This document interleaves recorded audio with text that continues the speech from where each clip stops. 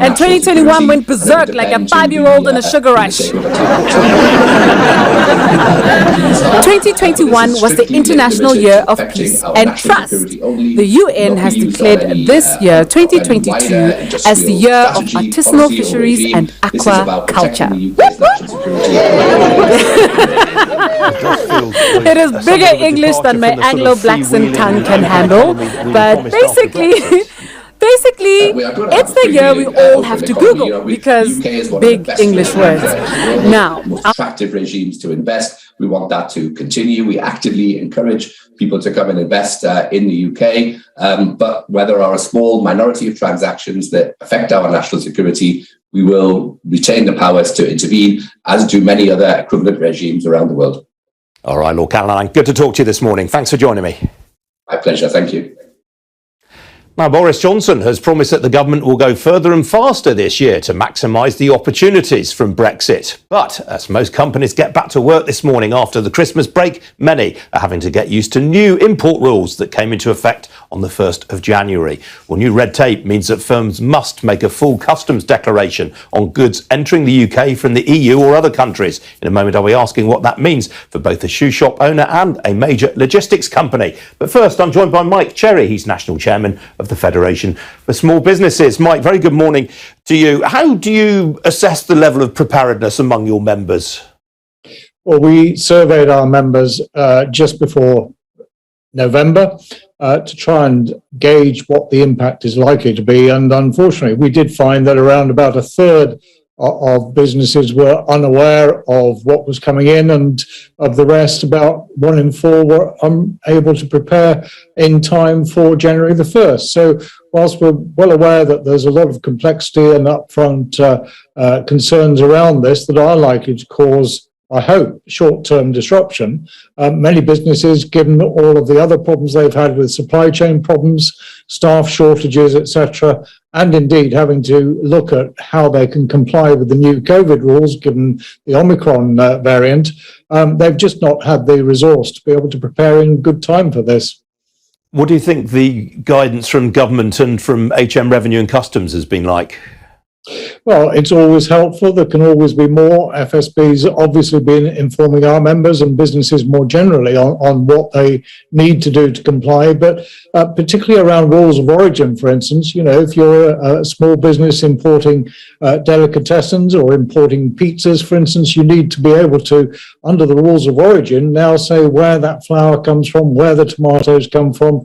If you're a furniture manufacturer, you have to know where the timber's coming from and all of the other bits and pieces that go to make up that furniture. And that's where the problem is going to arise, because the smallest businesses just may not be aware of all of that from their supply chain. And indeed, some of those suppliers may actually find that this is just a bit too much to have to do themselves.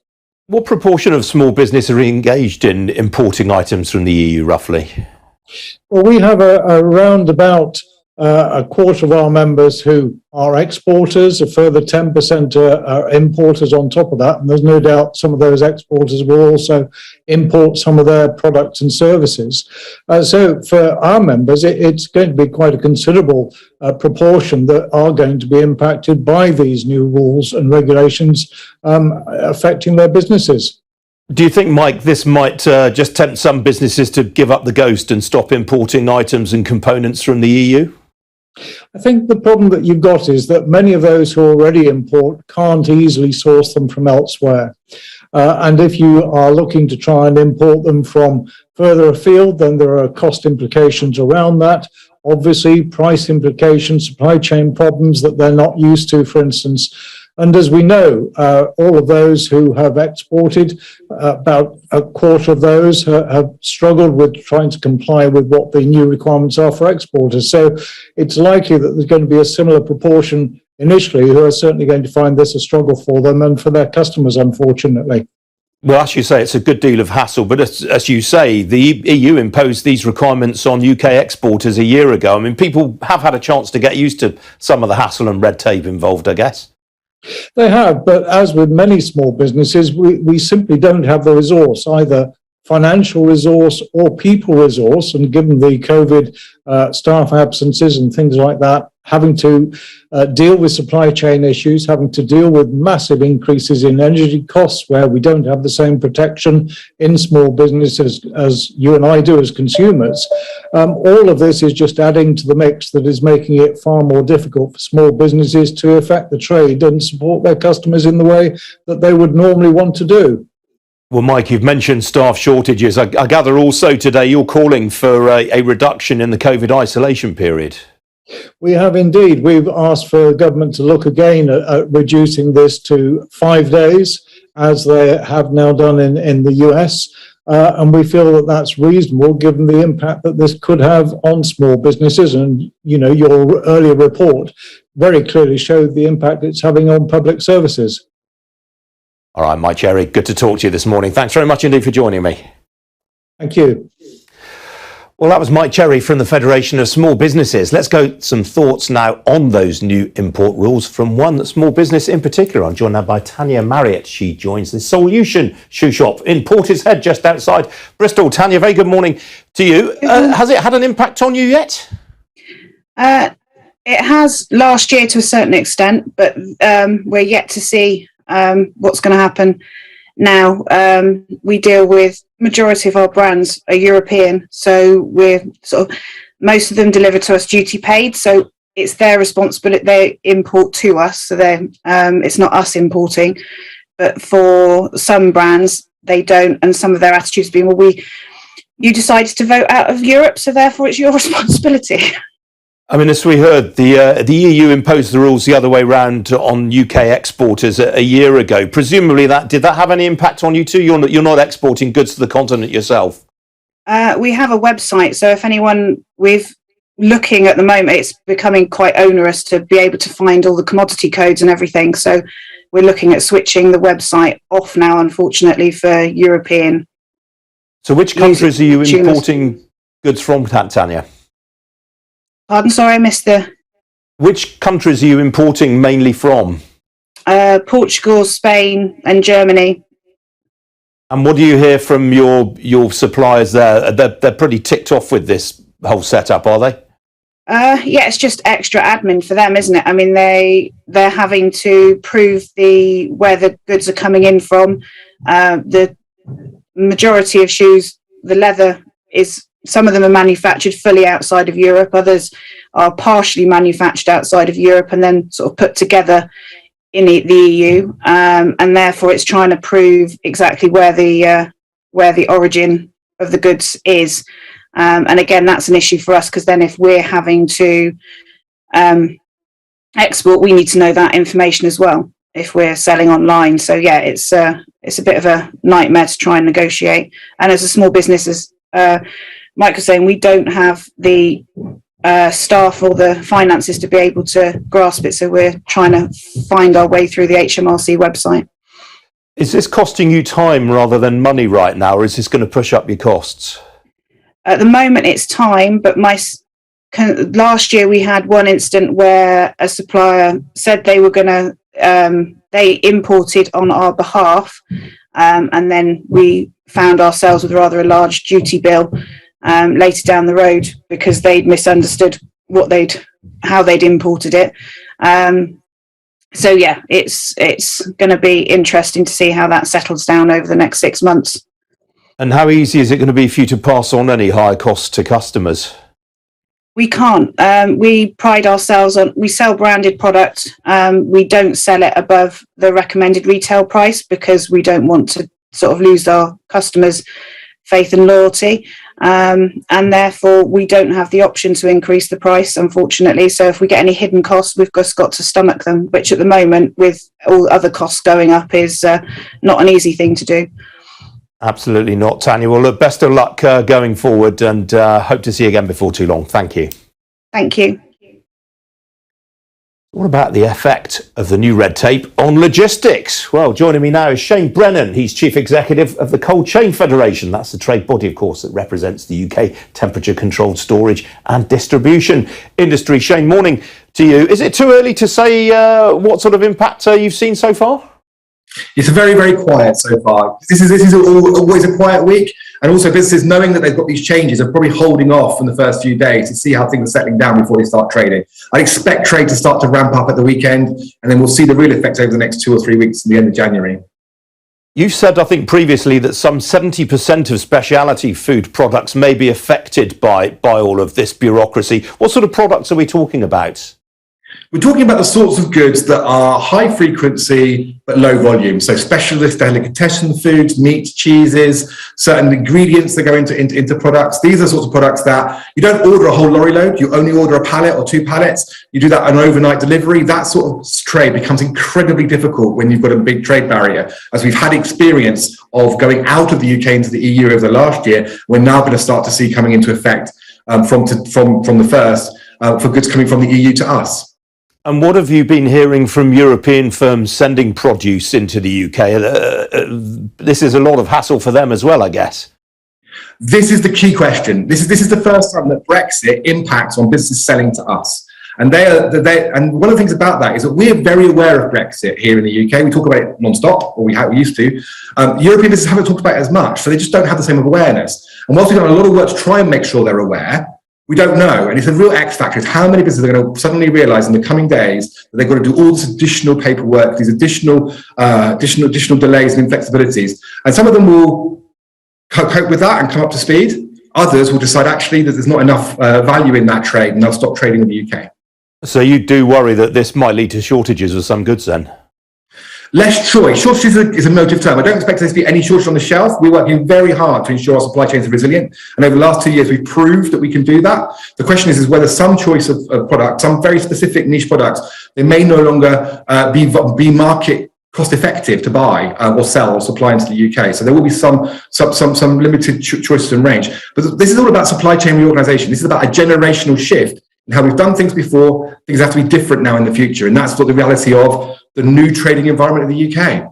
Yeah, I mean, it's a good point you mentioned that. I mean, the last couple of years have shown the excellence of supply chains in this country, particularly with the supermarket businesses. I mean, surely they'll find a way through all this hassle, won't they?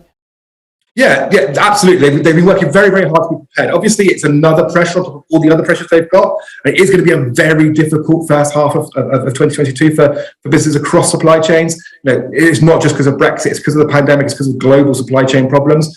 But fundamentally, what we are proving is that people, the professionals we have, are up to the task, and they will do what they can, even if it does cost us more. Shane, do you think this represents an opportunity for domestic suppliers here in the UK if some European suppliers decide it's not worth the candle anymore? There are certainly those that argue that, and I think there will be the case. That will be the case in some instances, and that isn't necessarily that's a good thing. But of course, we can't get everything. There are certain products you just can't grow or produce in the UK, and therefore those are the sorts of products that will see cost inflation and some degree of limited choice.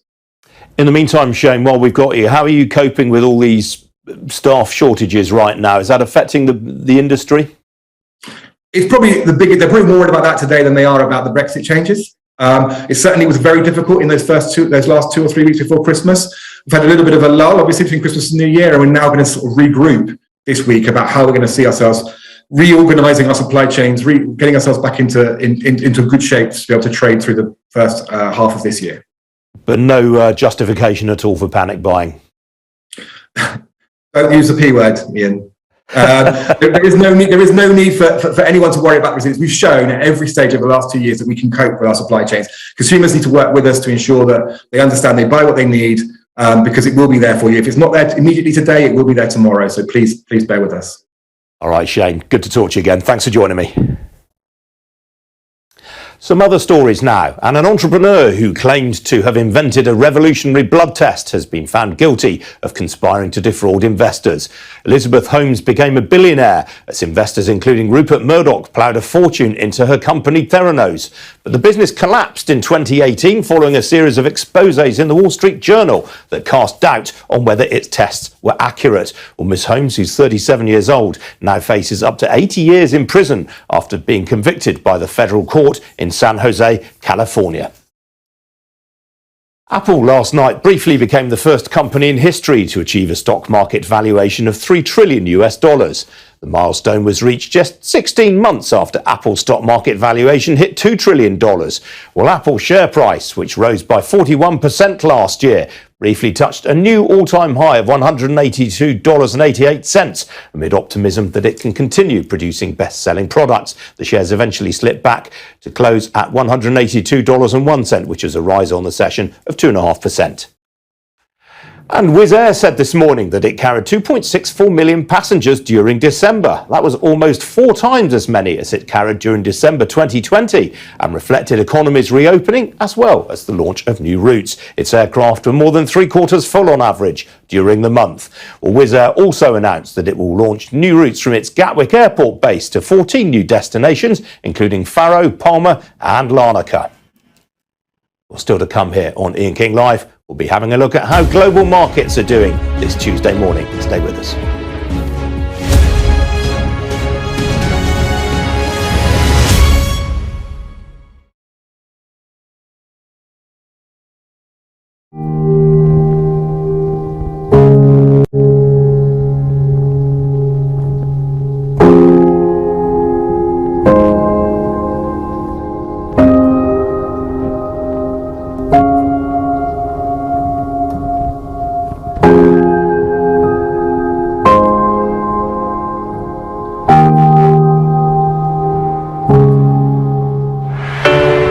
Big stories don't always come from big cities.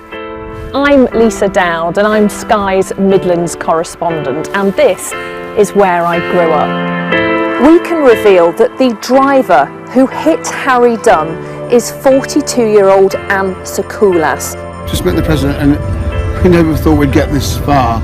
This is what they're up against, that the wind is the really big problem. It is back-breaking work and the smoke is thick.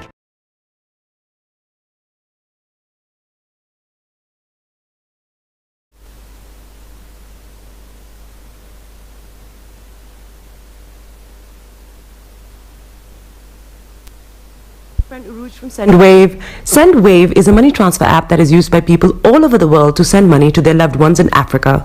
With SendWave, you can send money to Ghana, Nigeria, Kenya, Uganda, and Tanzania. And the best part is, SendWave is absolutely commission-free. Our exchange rates are excellent. You can see for yourself by checking them out on our website. So how do you use SendWave? SendWave is an app that you can download onto your phone from the App Store or Google Play Store. The app is free to download. After downloading it, just open the app and enter your name, email, and phone number. That's it. You're good to go. Make sure you use the promo code SR, S for Star, R for Radio. This promo code will give you £5 free credit to send to Africa on your first transaction. Your money will be delivered to your recipient within seconds. Feel free to call me on 0749 7377 647 at any time. I'll be happy to tell you all about SendWave and help you in any way I can. Remember to use the promo code SR for £5 free credit. Medasse. Hi everyone, it's your girl BB Clement, the author of How to Go From Employee to Entrepreneur and the host of your weekly business show, BB Means Business, the show where we discuss everything you ever wanted to know about business but you were afraid to ask. How do I start my business? How do I raise the finance? How do I grow my business? Where am I going to find my customers? Join me every Tuesday at 1:30 p.m. on Starr Radio UK to get all the information and tips that you need to become a successful entrepreneur and become financially free. Remember, don't let life dictate to you. Rather, put your signature on life. Check me out. He tells me my energy is making him tired. Yes! How do you get the energy to do I've been told that I have a lot of energy, but my goodness, I think today I have met my match, people. I have met my match, Miss Suzanne. Wow, amazing. One of the things that's the start of the darkness. Of darkness. So what did that Myself and the world will adjust.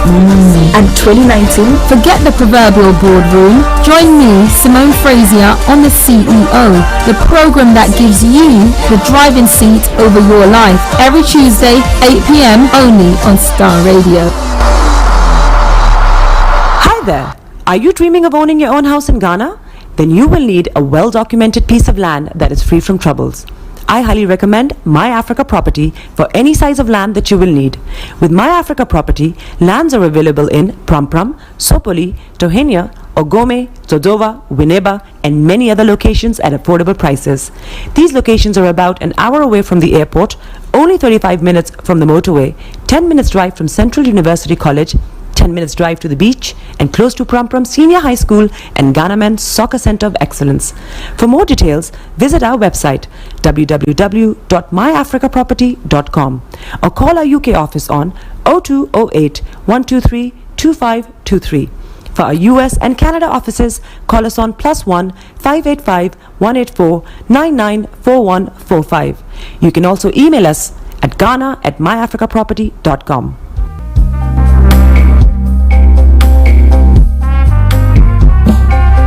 Are you looking for the fastest, reliable, and trustworthy door-to-door shipment company? Well, look no further. When was the last time your family received a shipment back in Ghana on time and in time? You are not sure? Well, Lamb Shippers, we pride ourselves with being the fastest, reliable, and trustworthy shippers you can use. You are assured of prompt pickup anywhere in the UK by our personnel. They also make sure your items are well packaged to get to its destination in time. When it comes to door-to-door shipment, look no further.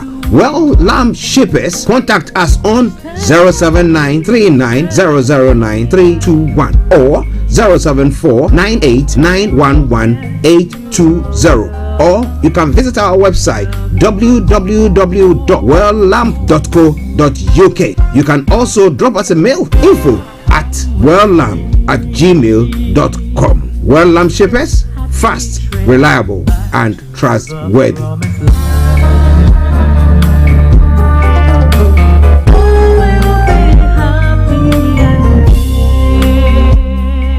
Hello, lovely listeners. Tune in to the renewed show with Charlotte. Make it a date to listen to me this and every Thursday at 5 p.m. on Starr Radio UK. Tune in to an hour of power, an hour of encouragement, an hour to inspire you to stay positive and strong in this season. See you there and listen. Tune in to On Point here on Starr Radio UK with Empress Regina every Monday at 5 p.m. GMT. Looking forward to your company. Getting onto the property ladder has never been easy until now. Join us this and every Thursday from 7 p.m. to 8:30 p.m. live on the Property Hour Show on Starr Radio UK, where we talk to mortgage brokers, property developers, estate agents, landlord, tenant, property consultants on how to invest or get into the property business and make money. You can't afford to miss this. The Property Hour Show is your best source into the property industry. Hi guys, this is your friend Uruj from SendWave. SendWave is a money transfer app that is used by people all over the world to send money to their loved ones in Africa. With SendWave, you can send money to Ghana, Nigeria, Kenya, Uganda, and Tanzania. And the best part is, SendWave is absolutely commission free. Our exchange rates are excellent. You can see for yourself by checking them out on our website. So how do you use SendWave? SendWave is an app that you can download onto your phone from the App Store or Google Play Store. The app is free to download. After downloading it, just open the app and enter your name, email, and phone number. That's it. You're good to go. Make sure you use the promo code SR. S for Star, R for Radio. This promo code will give you £5 free credit to send to Africa on your first transaction. Your money will be delivered to your recipient within seconds. Feel free to call me on 0749 7377 647 at any time. I'll be happy to tell you all about SendWave and help you in any way I can. Remember to use the promo code SR for £5 free credit. Medase. Body, it's your ma. Bekutu, show them you got the cocoa set. Ladies and gentlemen, it's your boy Harry Song, aka Mr. Songs. This is the Kingmaker Baba for the girls. We're here. This is Starr Radio. Don't go nowhere. UK, London. We they call them London for who? For here, we they call them London. And I sabi you know, just have fun and stay blessed. Hi there. This is CJ Buckman, your life coach. And whenever I'm in London, I listen to Starr Radio UK right here. But guess what? You can listen to wherever you are. Broadcasting worldwide, online 24/7. All around the world. In your car, at work, at home, on your smartphone. This is Starr Radio UK. Are you ready to turn it up? 10, 9, 8, 7, 6, 5, 4, 3, 2, 1. Birds flying high, you know how I feel. Sun in the sky, you know how I feel. Breeze drifting on by, you know how I feel. It's a new dawn, it's a new day, it's a new life for me. And I'm feeling good. This is the morning show with Archie. Hey there, this is Archie, and it's a Starr Radio UK and the morning show.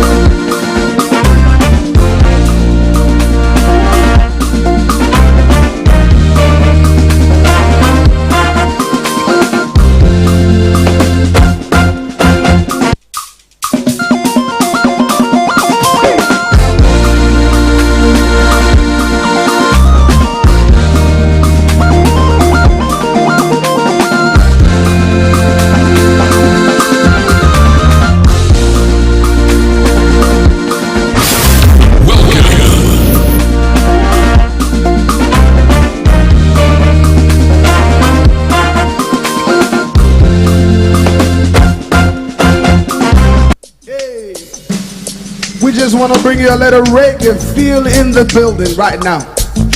It's a freestyle this thing, you know. All right, lift your hands with me.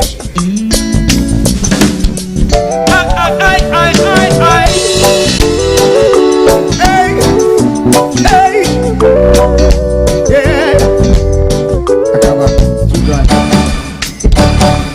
I've come to praise you for your goodness and your kindness. Faithfulness and love you show to me. 'Cause even when I fall, you pick me up. The mercy's avenue. More, more, more. Jesus Christ, more. Can I take it again? Sing, I've come to praise you for your goodness and your kindness. The faithfulness and love you show to me. 'Cause even when I fall, you pick me up. Your mercy's avenue. So more, more, more. Jesus Christ, more. Everybody lift your voice and say, more, more, Jesus Christ, more. So more, more, more.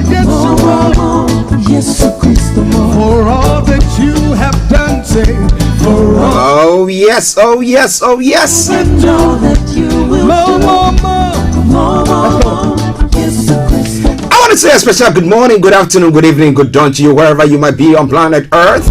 Those of you on other planets as well, we want to salute you all and we welcome you to today's live broadcast from Starr Radio UK, your favorite African and Caribbean radio station in London. Rejected me, looked down on me and said I wouldn't make it, but the one that lives in me. But I want to welcome you once again to our first broadcast for the new year, our first current affairs broadcast for the new year. Let me put it that way.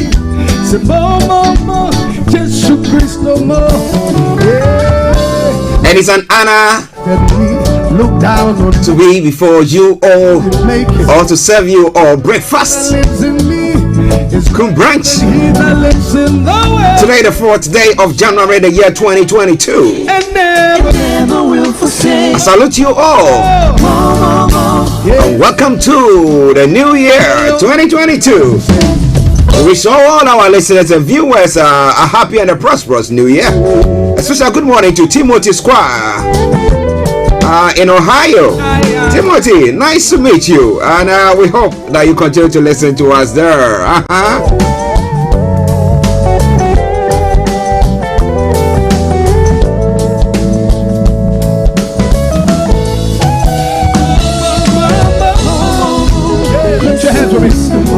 Okay. Let me say special good morning to Mr. Frank Davis, Mr. Olaimi Koike, Kwejo D, and Felix all the way in Aberdeen. The HRH herself, Linda Palian all the way in Cyprus. I salute you all. To our listeners, those of you in the if you know he's been a good God. In the UK here, Kofi Ali Abdul Yakin, Mr. Malik Dramani Mahama, Dr. Martin, Mr. Theophilus Teiko, aka TT, Mr. David Kluchai, Gina Latte, to praise you for your goodness and your kindness. Reverend Michael Esiama, Minister Emmanuel Aglekai. Wherever you all are, say a massive good morning to you and welcome to the first edition of the morning show for the year 2022. It's now 10:39, and I'm saying morning to our listeners in the US, those of you in Europe, those of you in Asia, those of you in Australia, those of you on the African continent. I salute you all. Welcome to the show, especially those of you in Nigeria, Ghana, Uganda, Kenya, and South Africa. Hey, Eben, I hope you are doing very well. Chantel, good morning to you all. Everybody lift your voice and say. Something playing in the background from Joe Metals and reggae tune for you. Cool reggae, as I say it all the time. There is nothing that a cool reggae tune, especially a gospel one, cannot sort out for you in the morning. I hope you had a very good night's sleep. Empress Regina Anima, massive good morning to you. BB Clement, massive good morning to you as well. Charlotte Odum, massive good morning. I hope you are doing good. Alright, can I say it one more time? Let me say good morning to Doreen Carter as well. Happy New Year to you. And said I wouldn't make it. Okay, let's crack on. It's now 10:40. Now, if it's the first time of you tuning in to listen to us, this is how the program goes. I'm going to bring you on the Tuesday edition. I'm bringing you the quote for the day. It will be followed by the weather forecast and the travel update as well.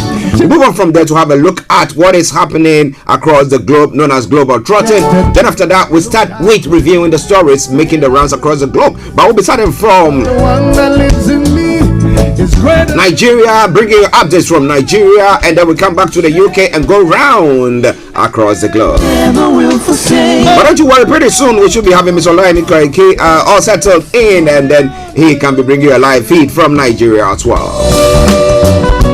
But all in all, welcome once again to the show. Share the broadcast with your friends and loved ones and invite them to like our pages. I remain yours sincerely. This is the morning show with Archie. What's playing in the background? Something to ooze and make you feel good. Let's continue with the show. Now the quote for the day says, success is real hard work that involves a lot of risks and could be at a higher price. Now success is real hard work that involves a lot of risks and could be at a higher price. You might lose loved ones, you might lose lots of money to get to success. But I hope that you don't give in, you don't throw in the towel. Let's continue, and I promise you, success will be our ultimate destination. Men rejected me, looked down on me, and said I wouldn't make it. But the one that lives in me is greater than he that lives in the world. Well, we've been enjoying some mild weather, but it looks like it's all changed now. So what is happening here in the UK, especially in London and the southeast of England? A band of showery rain will clear southward during the afternoon. Brighter skies may develop for a time behind the rain before the sun sets. And then tonight will remain dry, clear, and chilly throughout the night, with just some patchy cloud drifting through at times. Winds will be moderate. Play on, play on, play on, Tomorrow is going to be 90. Today it's going to be 9 degrees. The low is going to be -1. UV level is going to be low. Pollution is going to be low as well. Sunset degree at 16:05 and sunrise for tomorrow morning 0806 hours. And that brings us straight to the end of the weather forecast for you today. You can share with us what is happening in your area with us, of course, pertaining to the weather or the travel or the news that is making the rounds there. What about that? Put your hands with me.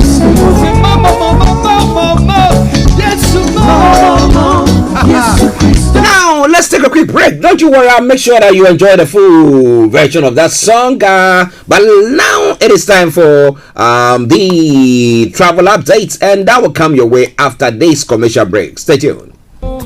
Hi everyone, it's your girl BB Clement, the author of How to Go From Employee to Entrepreneur and the host of your weekly business show, BB Means Business, the show where we discuss everything you ever wanted to know about business but you were afraid to ask. How do I start my business? How do I raise the finance? How do I grow my business? Where am I going to find my customers? Join me every Tuesday at 1:30 p.m. on Starr Radio UK to get all the information and tips that you need to become a successful entrepreneur and become financially free. Remember, don't let life dictate to you. Rather, put your signature on life. Check it out. Keep your eyes on the road. Anything that you will never do. Keep your eyes on the road. Check it out. This is Radio UK.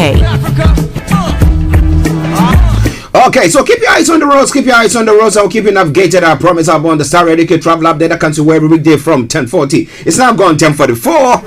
So what is your travels like across the globe? But let me tell you what is happening here in the UK. Now, when it comes to the travel update today on the underground, apart from the Waterloo City line that's got planned closures, all the others have got good service. London Overground, TFL Rail, DLR, London Tramlink, good service there.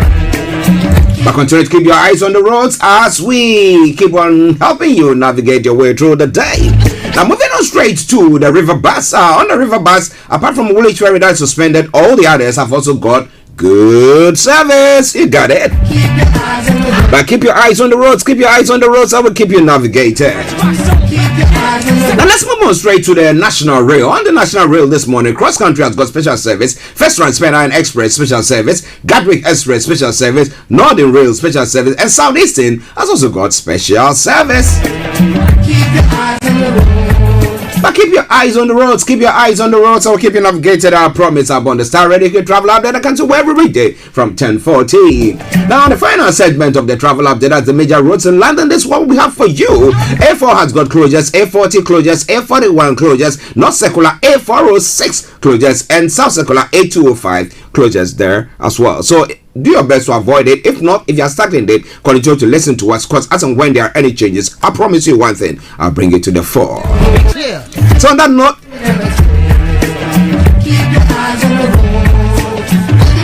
you know, as I say, good morning, good afternoon, good evening, good dawn to you, wherever you might be on planet Earth. Enjoy your commute for today. But you know what? Continue to keep those eyes on the roads. Hi guys, this is your friend Uruj from SendWave. SendWave is a money transfer app that is used by people all over the world to send money to their loved ones in Africa. With SendWave, you can send money to Ghana, Nigeria, Kenya, Uganda, and Tanzania. And the best part is, SendWave is absolutely commission-free. Our exchange rates are excellent. You can see for yourself by checking them out on our website.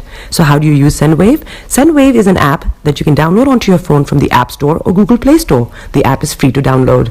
After downloading it, just open the app and enter your name, email, and phone number. That's it. You're good to go. Make sure you use the promo code SR. S for Star, R for Radio. This promo code will give you £5 free credit to send to Africa on your first transaction. Your money will be delivered to your recipient within seconds. Feel free to call me on 0749 7377 647 at any time. I'll be happy to tell you all about SendWave and help you in any way I can. Remember to use the promo code SR for £5 free credit. Medasse. Hi everyone, it's your girl BB Clement, the author of How to Go From Employee to Entrepreneur and the host of your weekly business show, BB Means Business, the show where we discuss everything you ever wanted to know about business but you were afraid to ask. How do I start my business? How do I raise the finance? How do I grow my business? Where am I going to find my customers? Join me every Tuesday at 1:30 p.m. on Star Radio UK to get all the information and tips that you need to become a successful entrepreneur and become financially free. Remember, don't let life dictate to you. Rather, put your signature on life. Check me out. He tells me my energy is making him tired. Yes! How do you get the energy to do I've been told that I have a lot of energy, but my goodness, I think today I have met my match, people. I have met my match, Miss Suzanne. Wow, amazing.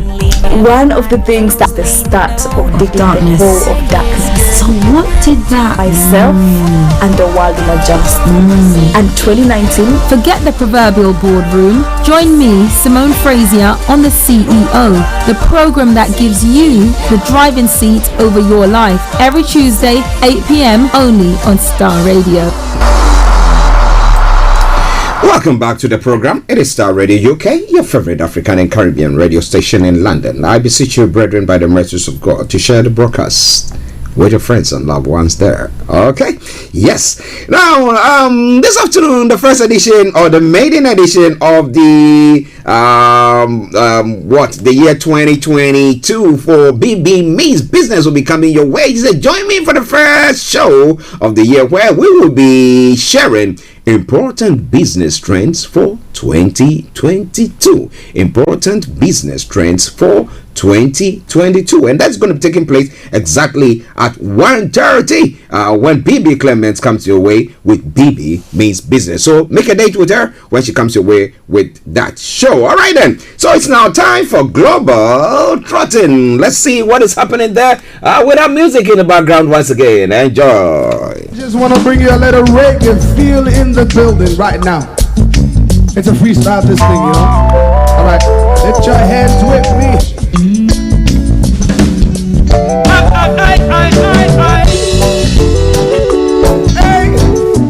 Hey, yeah. I've come to praise you for your goodness and your kindness, your faithfulness. This is Star Radio UK. Let me say a special good morning to Becky. Becky Fuaka. I hope you're doing very, very well as well. More, just to crystal more. Can I take it? All right then, now let's crack on. To praise you for your goodness and your kindness, your faithfulness and love you show to me. Okay, the news that is making the rounds across the globe, starting from home here in the UK. We can job weld every 4 to 6 months. Experts are saying we can job weld every 4 to 6 months, and of course, I seem to agree with them. Now, the most vulnerable should be prioritized for further doses instead, says Professor Sir Andrew Pollard. Now, what do you think is the way forward? Because some people have not jabbed, they are doing okay. They might have caught it, they might have shared it as well. But those who are vulnerable, they are the ones that maybe they need to get it, they need to get on top of it with them. But what do you think? We'll be talking about all that in a moment. Well, booster. Well, we know Israel is got into now started the 4th booster after the discovery of what do you call that one? Flonova. Said I wouldn't, but the one that lives in me, or Flonav, whichever is appropriate. Okay, some other stories. Now, concerns over teacher shortage as new term starts. And then Andrew. Okay, Andrew's lawyers to ask U.S. court to dismiss case, and he only released a settlement from 2009 shows his accuser agreed not to sue any potential defendant. But does that mean that, well, so he might have been involved? And never will forsake. More.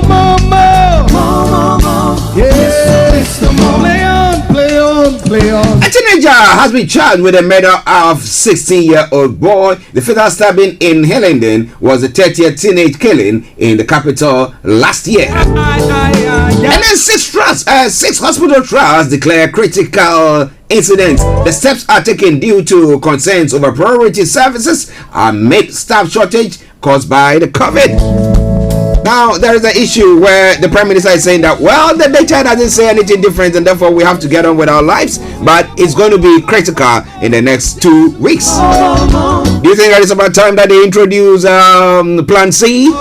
If there is any Plan C of the sort. Or stricter restrictions? Well, what do you think? I want to hear from you once we get to that point where the lines are open. But you know what you can do? Once the discussion is going on, you have something up your mind and you want to share with us for free, just go to our Facebook page and just post it there, and I promise you I'm going to read that. Theranos founder Elizabeth Holmes, guilty of fraud. A Silicon Valley ex-CEO faces up to 80 years in prison for her failed blood testing technology. Oh my, oh my. Do you think that maybe back in Ghana, back in Nigeria, there, you know, we have few people who will come and say, yeah, I've got this medicine, this, let me call it Odido, is that what they say? Odido, okay? Okay, some bitters concoction that they bring to people, and then they tell you that, you know what? Yeah, that one is a panacea to all your ailments. We just want to bring it. Now, is it about time that we start prosecuting people like that? It will make them make sure. Now, if you go before you bring something to the market to go and sell, it has to go through the standards board to prove that, well, it is wholesome and it can do what you are saying, so that they don't go just call it a panacea to every health issue when it comes to that particular country or that particular continent. But well, Elizabeth Holmes is facing 80 years behind bars for fraud. That's a great for Kabe Xian resident trade food. Now, faced with low supplies under lockdown, some have resorted to battering phones and gadgets for food. Wow! I've come to praise you for your goodness and your kindness. Well, families win compensation over jet down by Iran. Relatives of 6 people who died when a plane was downed in 2020 will be compensated in Canada.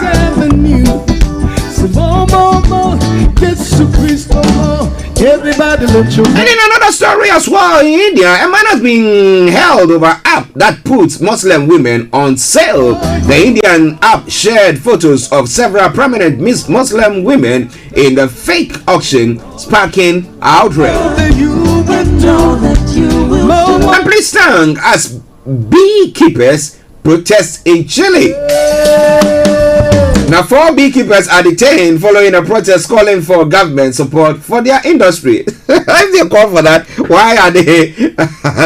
I bet they came with some bees and just released them when the police were coming against them. That would have been good, Yeah, those are their arms, their weapon. Well, Starr Radio UK, Global Trotting. 5 minutes to the top of the hour at a time. The Morning Show, the program. I am Archie. Now, Tesla have been criticized after opening Zhejiang showroom. The world's most valuable car maker opened a new showroom in the city of Umke on New Year's Eve.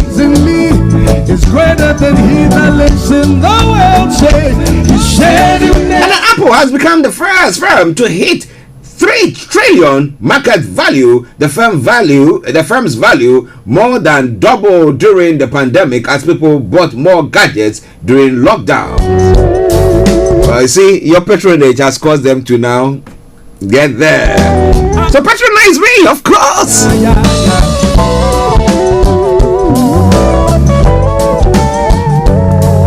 And let me say special good morning to Chris Fadeli.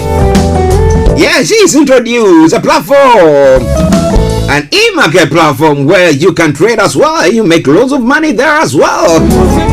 Why don't you patronize it? Those of you listening to us, those of you on the African continent who want to trade and you cannot trade on eBay or Amazon, but this is a platform for you. Once you go through all the security checks and stuff like that, you can just trade there. And as a buyer, you can also go there and buy knowing that all your details are secured on that platform. It meets the criteria of what is happening here in the UK and in the international world as well. So make sure you take advantage of that.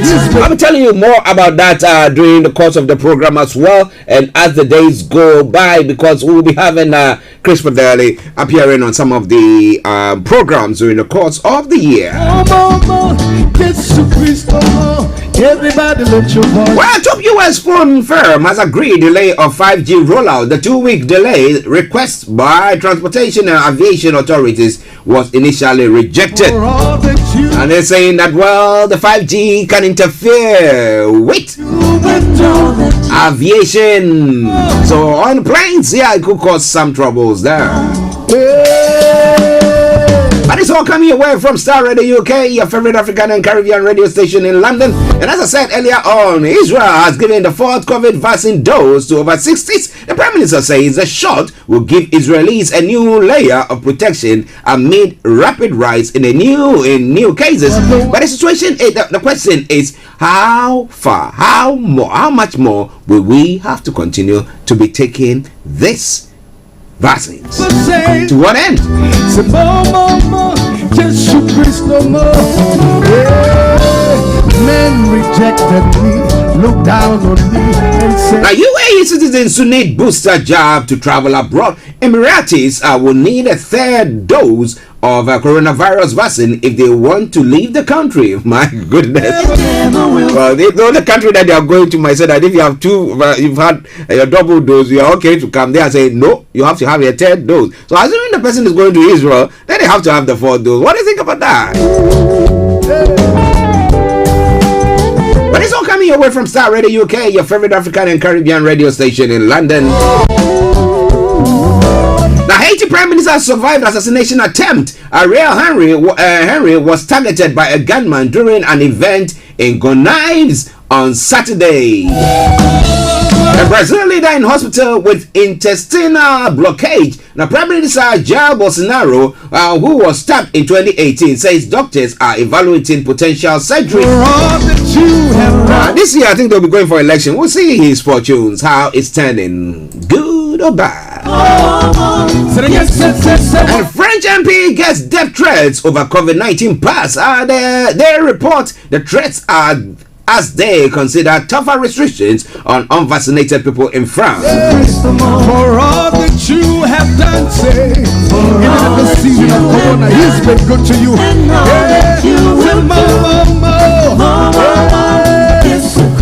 Everybody lift your hands and well, Australians are fuming over testing amid Omicron surge. Despite record infection, people are queuing for hours and facing price gouging for tests. But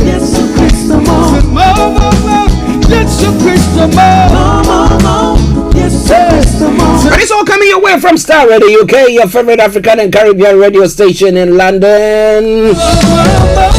Now, Tunisia ex-minister suspected of terrorism. That's what the ministry is saying. Nordine Brie, who has a chronic illness, has refused food and medicine, and that's what is going on there. A new fire at South Africa's parliament contained. The fire first broke out on Sunday and completely destroyed the National Assembly or lower chamber. What are they hiding? What's going on there? Who caused it? Is it arson? Well, we'll be investigating that during the course of the program as well, and as the days go by.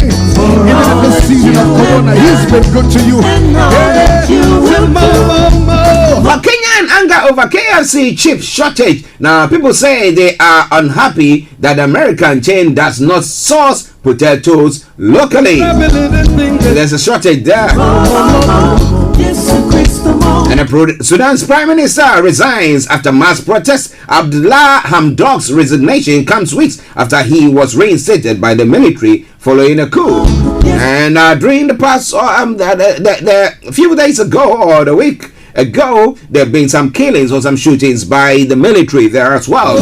Now, he who was overthrown has now decided, now look, I can't do it any longer, and I decided to resign.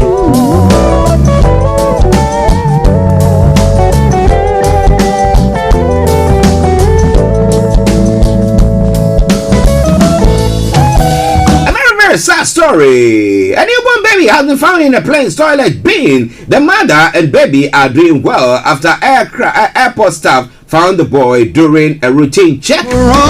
you have done, and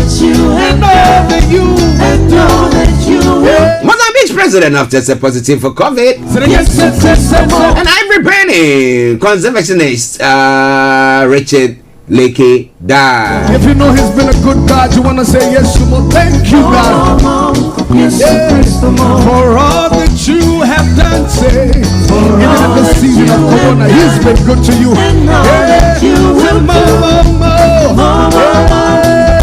The president of Botswana was tested positive for COVID as well. So all the African leaders seem to be testing. Some of the African leaders seem to be testing positive there. When it comes to Nigeria, Okorocha was behind banditry kidnapping in Imo. Okay. Is it the list that they were talking about that they were going to release? And Magodo resident protests alleged police siege. Some of the stories making the rounds in Nigeria as well. We're going to be bringing you more on that front in a moment.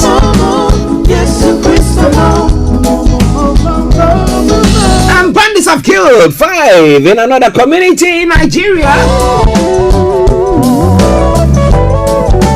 In Kano, a 4-year-old boy has been found dead in a well. What happened there? And then some breaking news coming through as well. Boko Haram has invaded Bono community, burn down houses and loot shops. A new year and a new attack. You have known that you have known that you have known that you will. And Shegumi has said that bandits run to caves while Nigerian military bombs women and children. So which caves are they running into? Good God, you wanna say yes, you will. Thank you, God.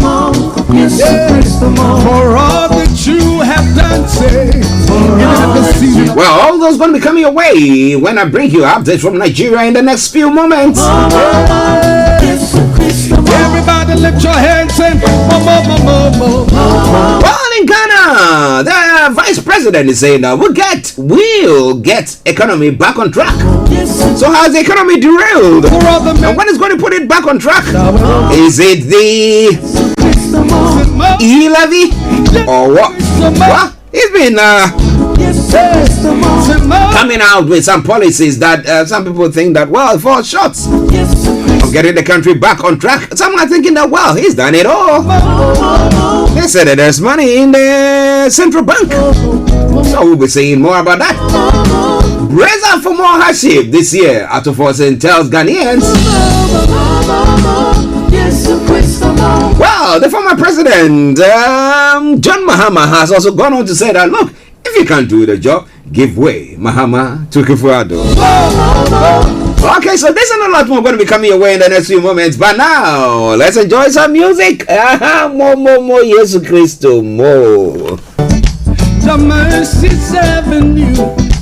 More, Jesus Christo, more. Can I take it again? Sing, I've come to praise you for your goodness and your kindness. The faithfulness and love you show to me. Cause even when I fall, you pick me up. The mercies avenue. So more, Jesus Christo, more. Everybody lift your voice and say, more, Jesus Christo, more. So more, yes, more. This is Starr Radio UK. You have done, say, you are listening to Starr Radio. More, yes, Christo, more.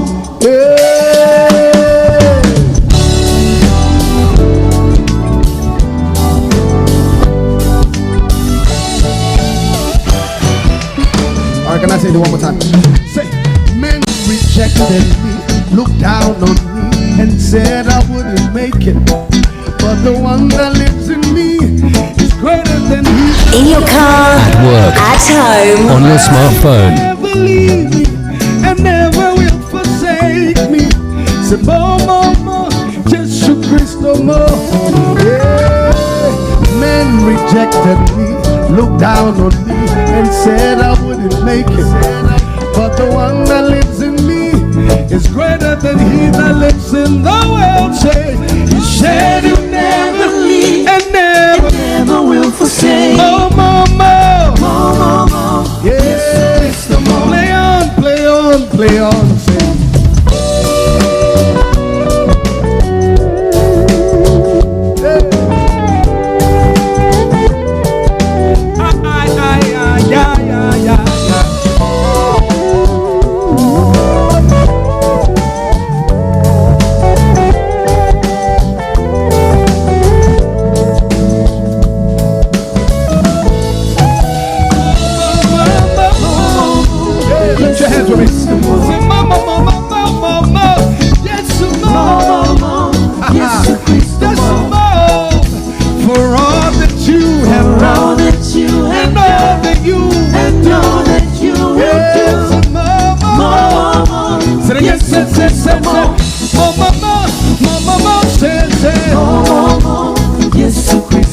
If you know he's been a good God, you want to say yes to more. Thank you, God.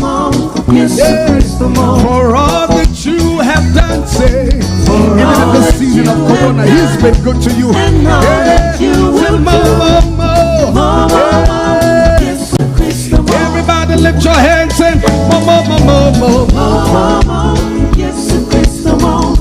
for every little thing that you've done. Say,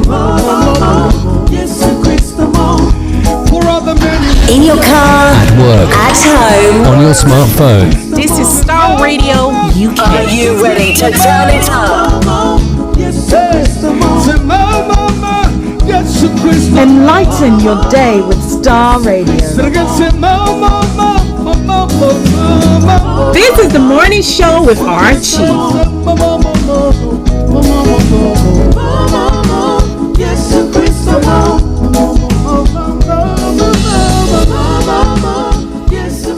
Welcome to Gabby Dave Global.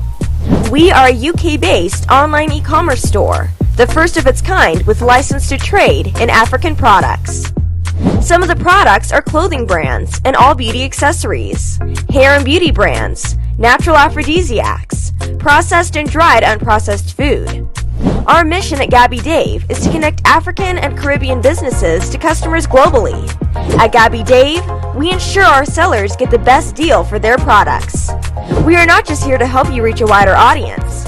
We are also a distribution center to support business growth by fulfilling orders to your customers from our warehouse, making sure customers receive their products on time. We are inviting all Black-owned businesses to trade on our platform because we strongly believe Africans have a unique brand the customer would appreciate globally. So get in touch today and let us make your product and business go far. Employee to entrepreneur, and the host of your weekly business show, BB Means Business, the show where we discuss everything you ever wanted to know about business but you were afraid to ask. How do I start my business? How do I raise the finance? How do I grow my business? Where am I going to find my customers? Join me every Tuesday at 1:30 p.m. on Starr Radio UK to get all the information and tips that you need to become a successful entrepreneur and become financially free. Remember, don't let life dictate to you. Rather, put your signature on life.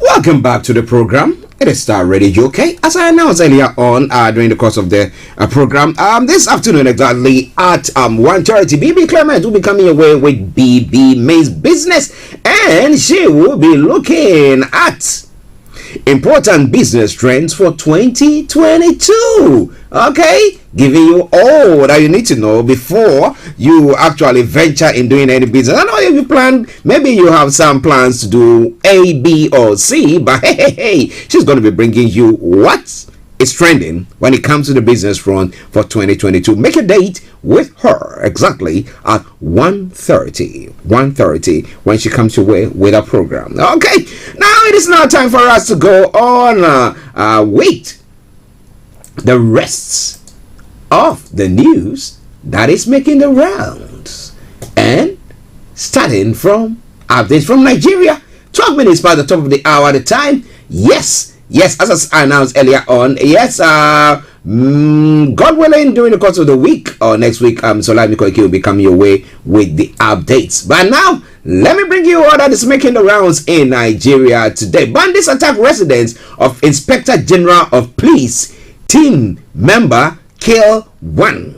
The bandits on Monday attacked the home of an officer attached to the Inspector General of Police Special Intelligence Response Team, the RRT ASP Aliyu Omar, at Kofa corner area of Zaria local government area in Kaduna State. One person lost his life to the attack while another sustained serious injuries. Now, it goes on further to say, according to the Daily Trust, the bandits in large numbers stormed the area and headed straight for the home of the police officer, shooting sporadically to disperse residents.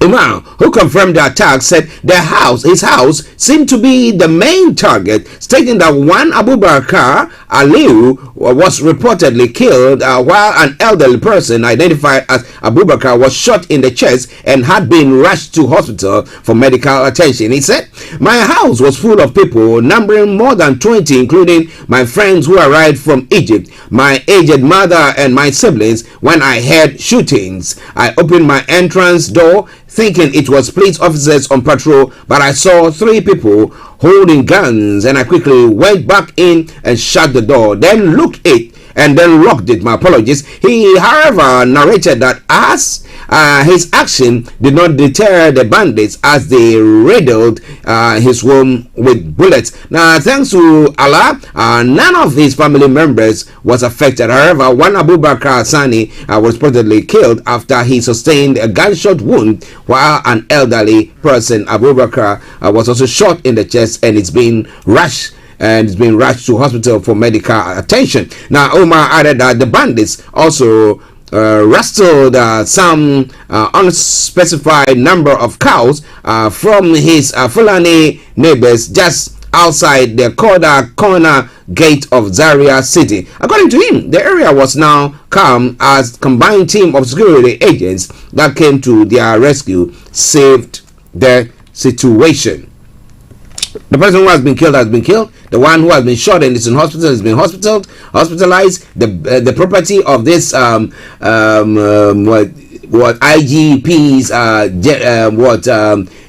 team member, special team, that is the Special Intelligence Response Team member, his house has been riddled with gun bullets. With bullets and those Fulani group whose their heads were also captured and taken away, they've also lost things there. But hey, a new year and a new Nigeria. Now, bandits run to caves while Nigeria military bombs women, little children, cows.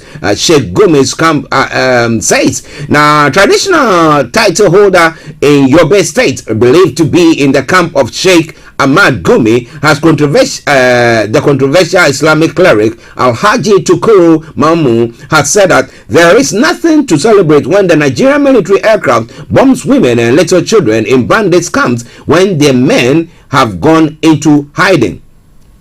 According to the Vanguard, Mamu challenged the Nigerian Air Force, whose fighter jets killed bandits in Zamfara state, to produce public evidence of their raids.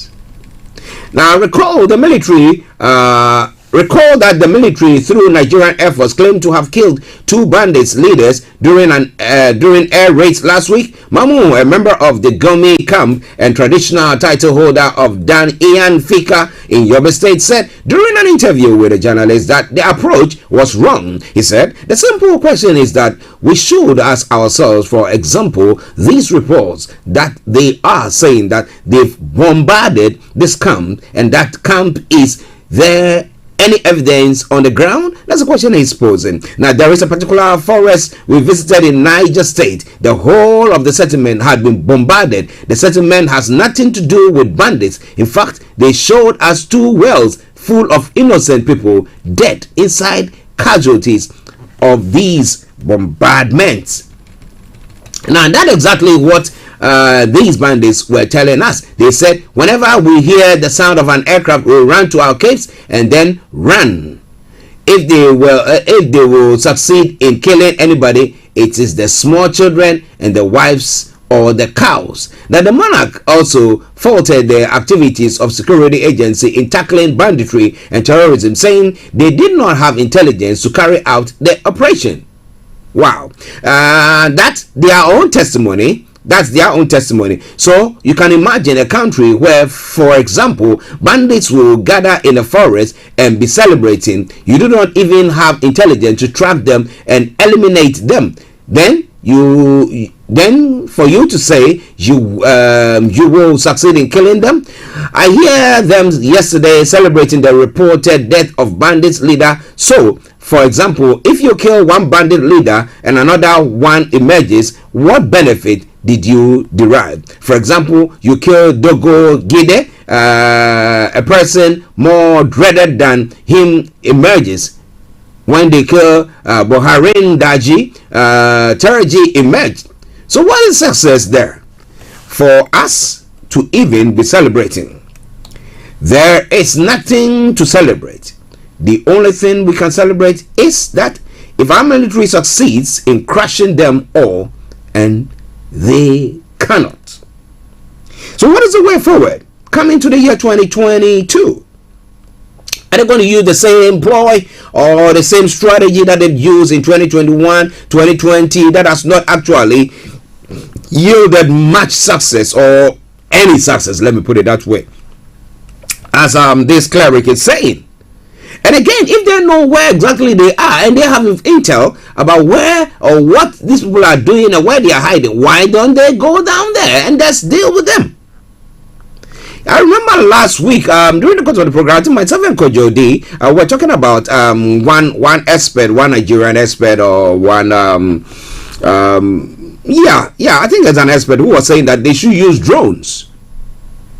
But I think drones will work in this case. Because if I hear a sound of a drone, definitely when the drones are in the air, I will hear the sound.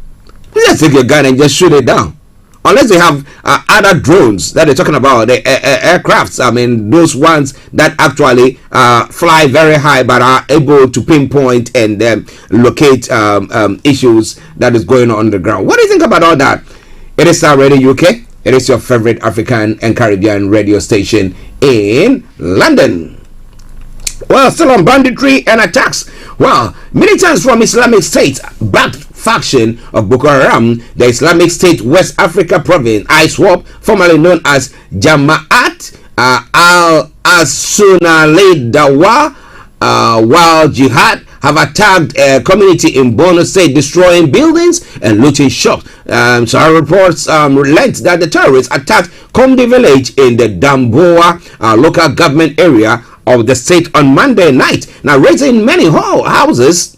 Now, security source said they said them in large numbers arrived in the village in pick-up vans and motorcycles at about 5 p.m. shooting heavy artillery. The situation forced people to scamper for safety and they remained indoors as the shooting continued. He added that the troops overpowered the terrorists in a gun battle, forcing them to flee. Now, since the death of Jazz leader Abubakar Shekau, ISWAP has been consolidating its grips in location around the Lake Chad. Now, just recently, it appointed Wali Sani Shuwaram, a 45-year-old, as the new leader of ISWAP in Lake Chad. Now, the sect's membership has swollen with the defection of hundreds of Boko Haram fighters and the Shekau. Now, the Nigerian army has reportedly claimed that the insurgency has been largely defeated and frequently underplays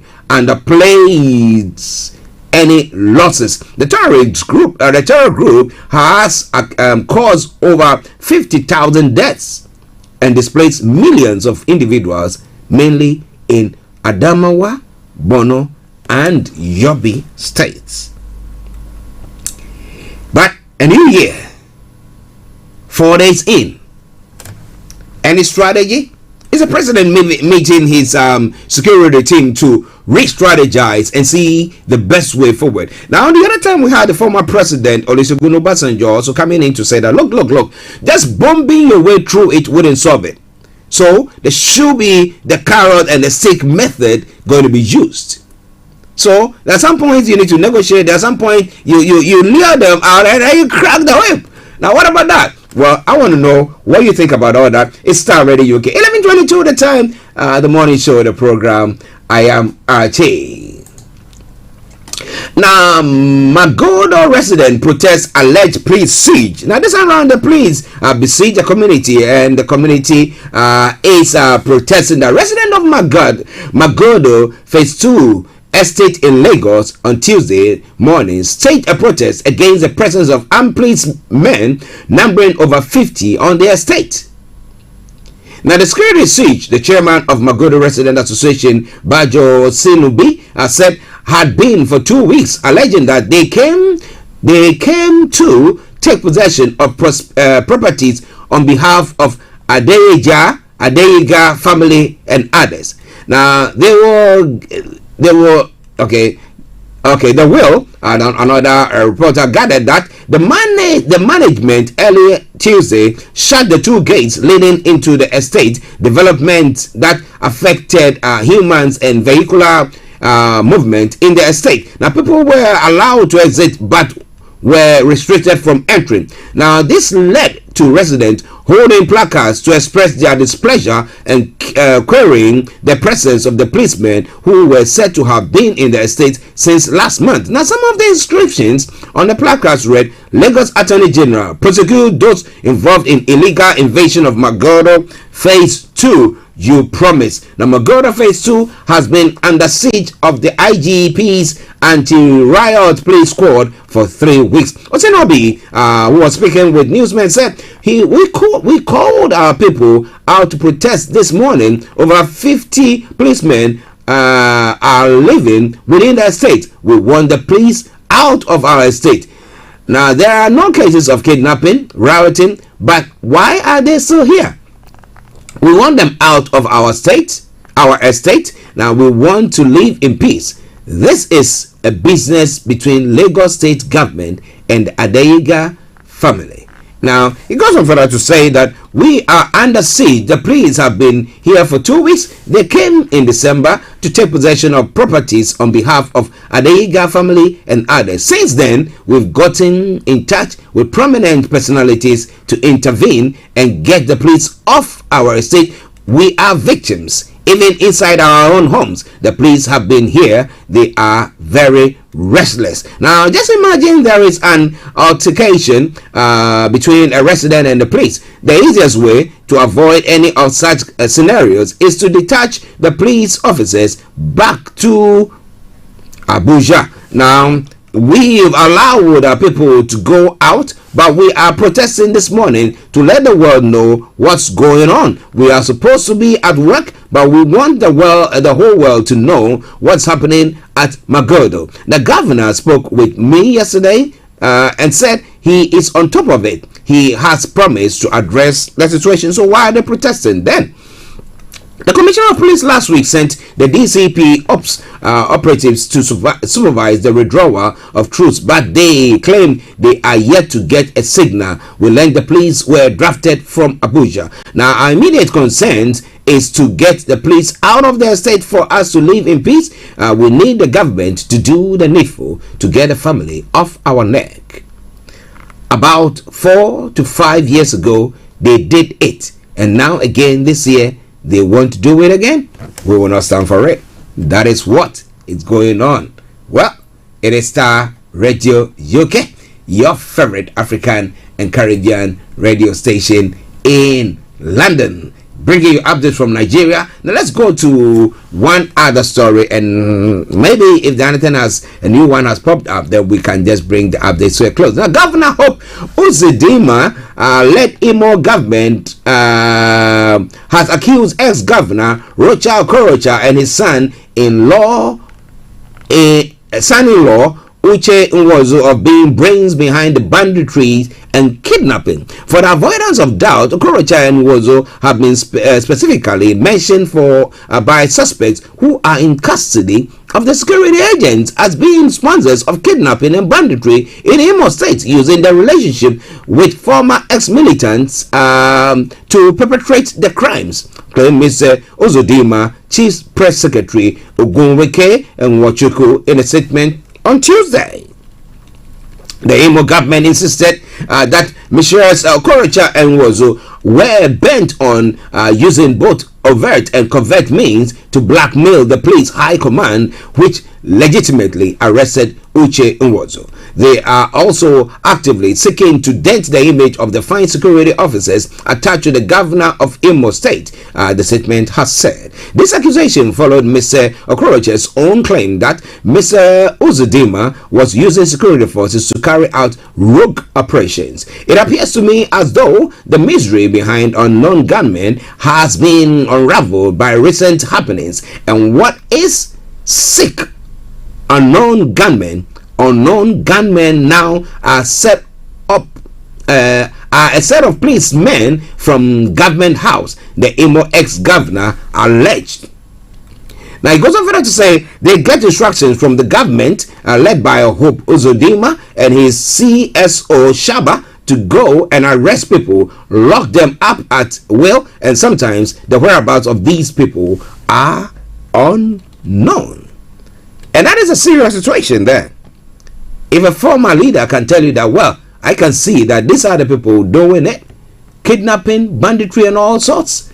My goodness. This is all coming away from Starr Radio UK, your favorite African and Caribbean radio station in London. Bringing the time now to 11:28. We're going to take a break. We come back and we'll look at some of the other stories making the rounds across the globe. Stay tuned. Don't you go away. Starr Radio UK and the Tuesday edition of the morning show. Hi guys, this is your friend Uruj from SendWave. SendWave is a money transfer app that is used by people all over the world to send money to their loved ones in Africa. With SendWave, you can send money to Ghana, Nigeria, Kenya, Uganda, and Tanzania. And the best part is, SendWave is absolutely commission-free. Our exchange rates are excellent. You can see for yourself by checking them out on our website. So how do you use SendWave? SendWave is an app that you can download onto your phone from the App Store or Google Play Store. The app is free to download. After downloading it, just open the app and enter your name, email, and phone number. That's it. You're good to go. Make sure you use the promo code SR. S for Star, R for Radio. This promo code will give you £5 free credit to send to Africa on your first transaction. Your money will be delivered to your recipient within seconds. Feel free to call me on 0749 7377 647 at any time. I'll be happy to tell you all about SendWave and help you in any way I can. Remember to use the promo code SR for £5 free credit. Medasse. Hi everyone, it's your girl BB Clement, the author of How to Go from Employee to Entrepreneur and the host of your weekly business show, BB Means Business, the show where we discuss everything you ever wanted to know about business but you were afraid to ask. How do I start my business? How do I raise the finance? How do I grow my business? Where am I going to find my customers? Join me every Tuesday at 1:30 p.m. on Starr Radio UK to get all the information and tips that you need to become a successful entrepreneur and become financially free. Remember, don't let life dictate to you. Rather, put your signature on life. Check me out. He tells me my energy is making him tired. Yes! How do you get the energy to do I've been told that I have a lot of energy, but my goodness, I think today I have met my match people. I have met my match, Miss Suzanne. Wow, amazing. One of the things that's the start of the darkness. Of darkness. So what did that myself and the world will adjust. And 2019, forget the proverbial boardroom. Join me, Simone Frazier, on the CEO, the program that gives you the driving seat over your life. Every Tuesday, 8 p.m. only on Starr Radio.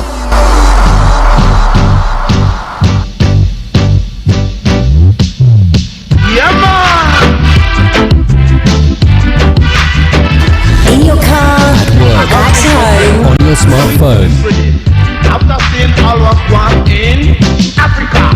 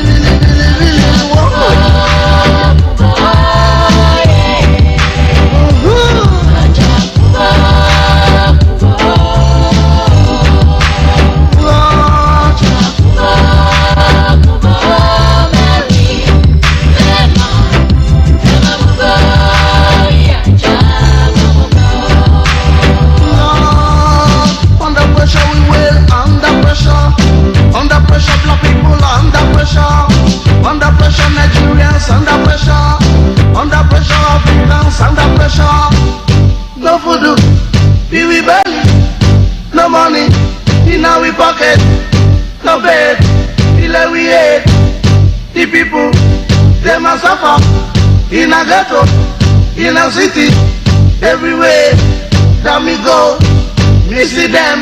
This is Starr Radio UK. Broadcasting worldwide, online 24/7. Under pressure we will, under pressure. Under pressure everybody, under pressure. Under pressure black and white, under pressure. Under pressure Europeans, under pressure. Can't get no food if you go feel with belly. Philippine you too, no have no mother. Philippine you too, no have no father. Philippine you too, no have no brother.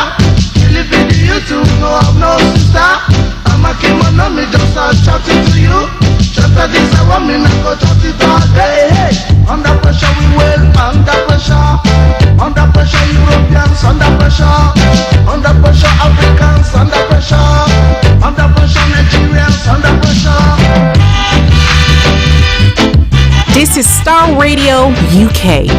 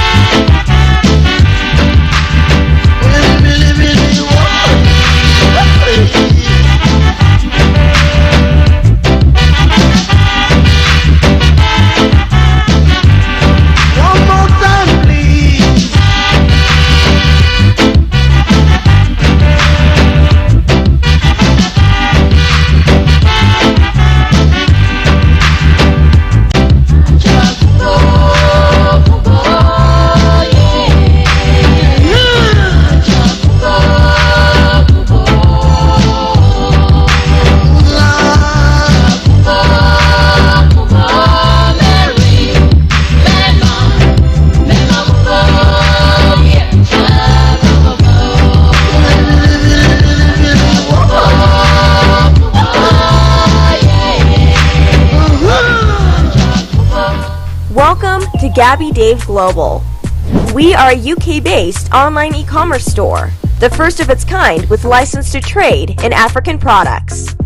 Some of the products are clothing brands and all beauty accessories, hair and beauty brands, natural aphrodisiacs, processed and dried unprocessed food. Our mission at Gabby Dave is to connect African and Caribbean businesses to customers globally. At Gabby Dave, we ensure our sellers get the best deal for their products. We are not just here to help you reach a wider audience. We are also a distribution center to support business growth by fulfilling orders to your customers from our warehouse, making sure customers receive their products on time. We are inviting all Black-owned businesses to trade on our platform because we strongly believe Africans have a unique brand the customer would appreciate globally. So get in touch today and let us make your product and business go far. Here are some of the benefits of using Gabby Dave Global. User-friendly platform, track your shipment, online support, transparent process, multiple SKUs, multiple products, a platform that encourages manufacturers as well as traders. Our marketing and PR interventions amplifies yours. Organized products and categories for easy access and navigation. Access to global community, especially within UK and Europe.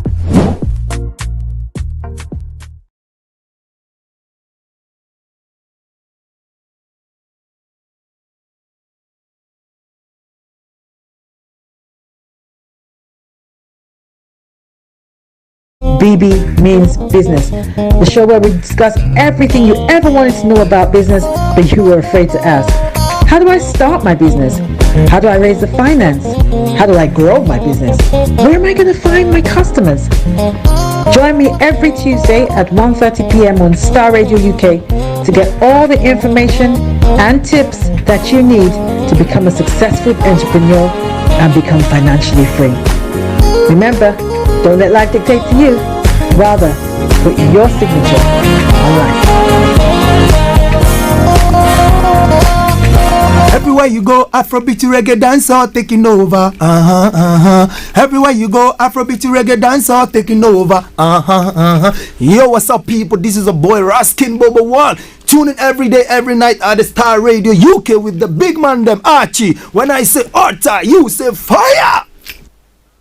And that is how I welcome you back to the program, Star Radio UK, your favorite African and Caribbean radio station in London. Bringing the time now to 11:38. Exactly at 12 o'clock, the lines will be open for you to add your voice to the discussions. But before then, if you want to do so, you can put your comments on our Facebook page or text or WhatsApp it to me. I promise you, I'm going to be reading that. This is 075-3966-1744. 075-3966-1744. Okay, now let's crack on. Let's look at some of the stories making the rounds from home here in the UK. I hope that those of you in Nigeria did enjoy the update from Nigeria, not enjoy the news that was going on. That's not what I'm saying per se, but the updates that you received, because the news that is going on there is not a nice one.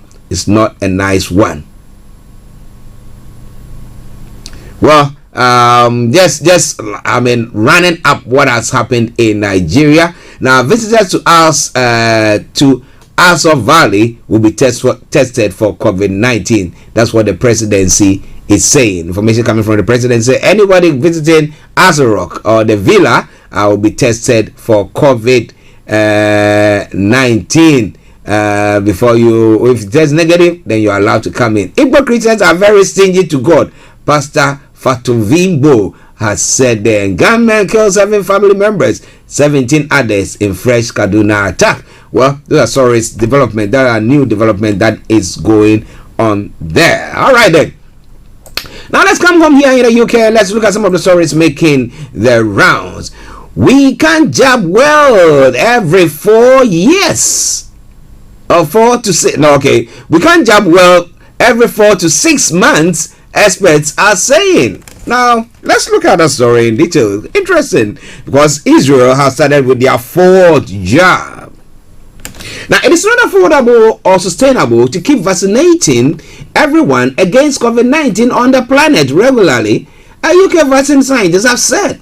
Now, Professor Sir Andrew Pollard, who helped develop the Oxford AstraZeneca vaccine, says the most at risk should be identified and prioritized instead. He said the vaccine rollout had gone extremely well in the UK, but was falling away behind globally. Now, booster jabs have been offered to all eligible adults in the UK. The Prime Minister Boris Johnson has said the country is in a much better position than this time last year because of vaccinations, but there will be considerable pressure on hospitals in coming weeks due to the spread of the Omicron variant. It goes on further to say Professor Pollard's comments come after Israel said it was planning to give 4 doses of the COVID vaccine to over 60s. Now, it really is not affordable, sustainable, or probably even needed to vaccinate everyone on the planet every 4 to 6 months. Now, we haven't even managed to vaccinate everyone in Africa with 1 dose. So we're certainly not going to get to a point where 4 doses for everyone is manageable.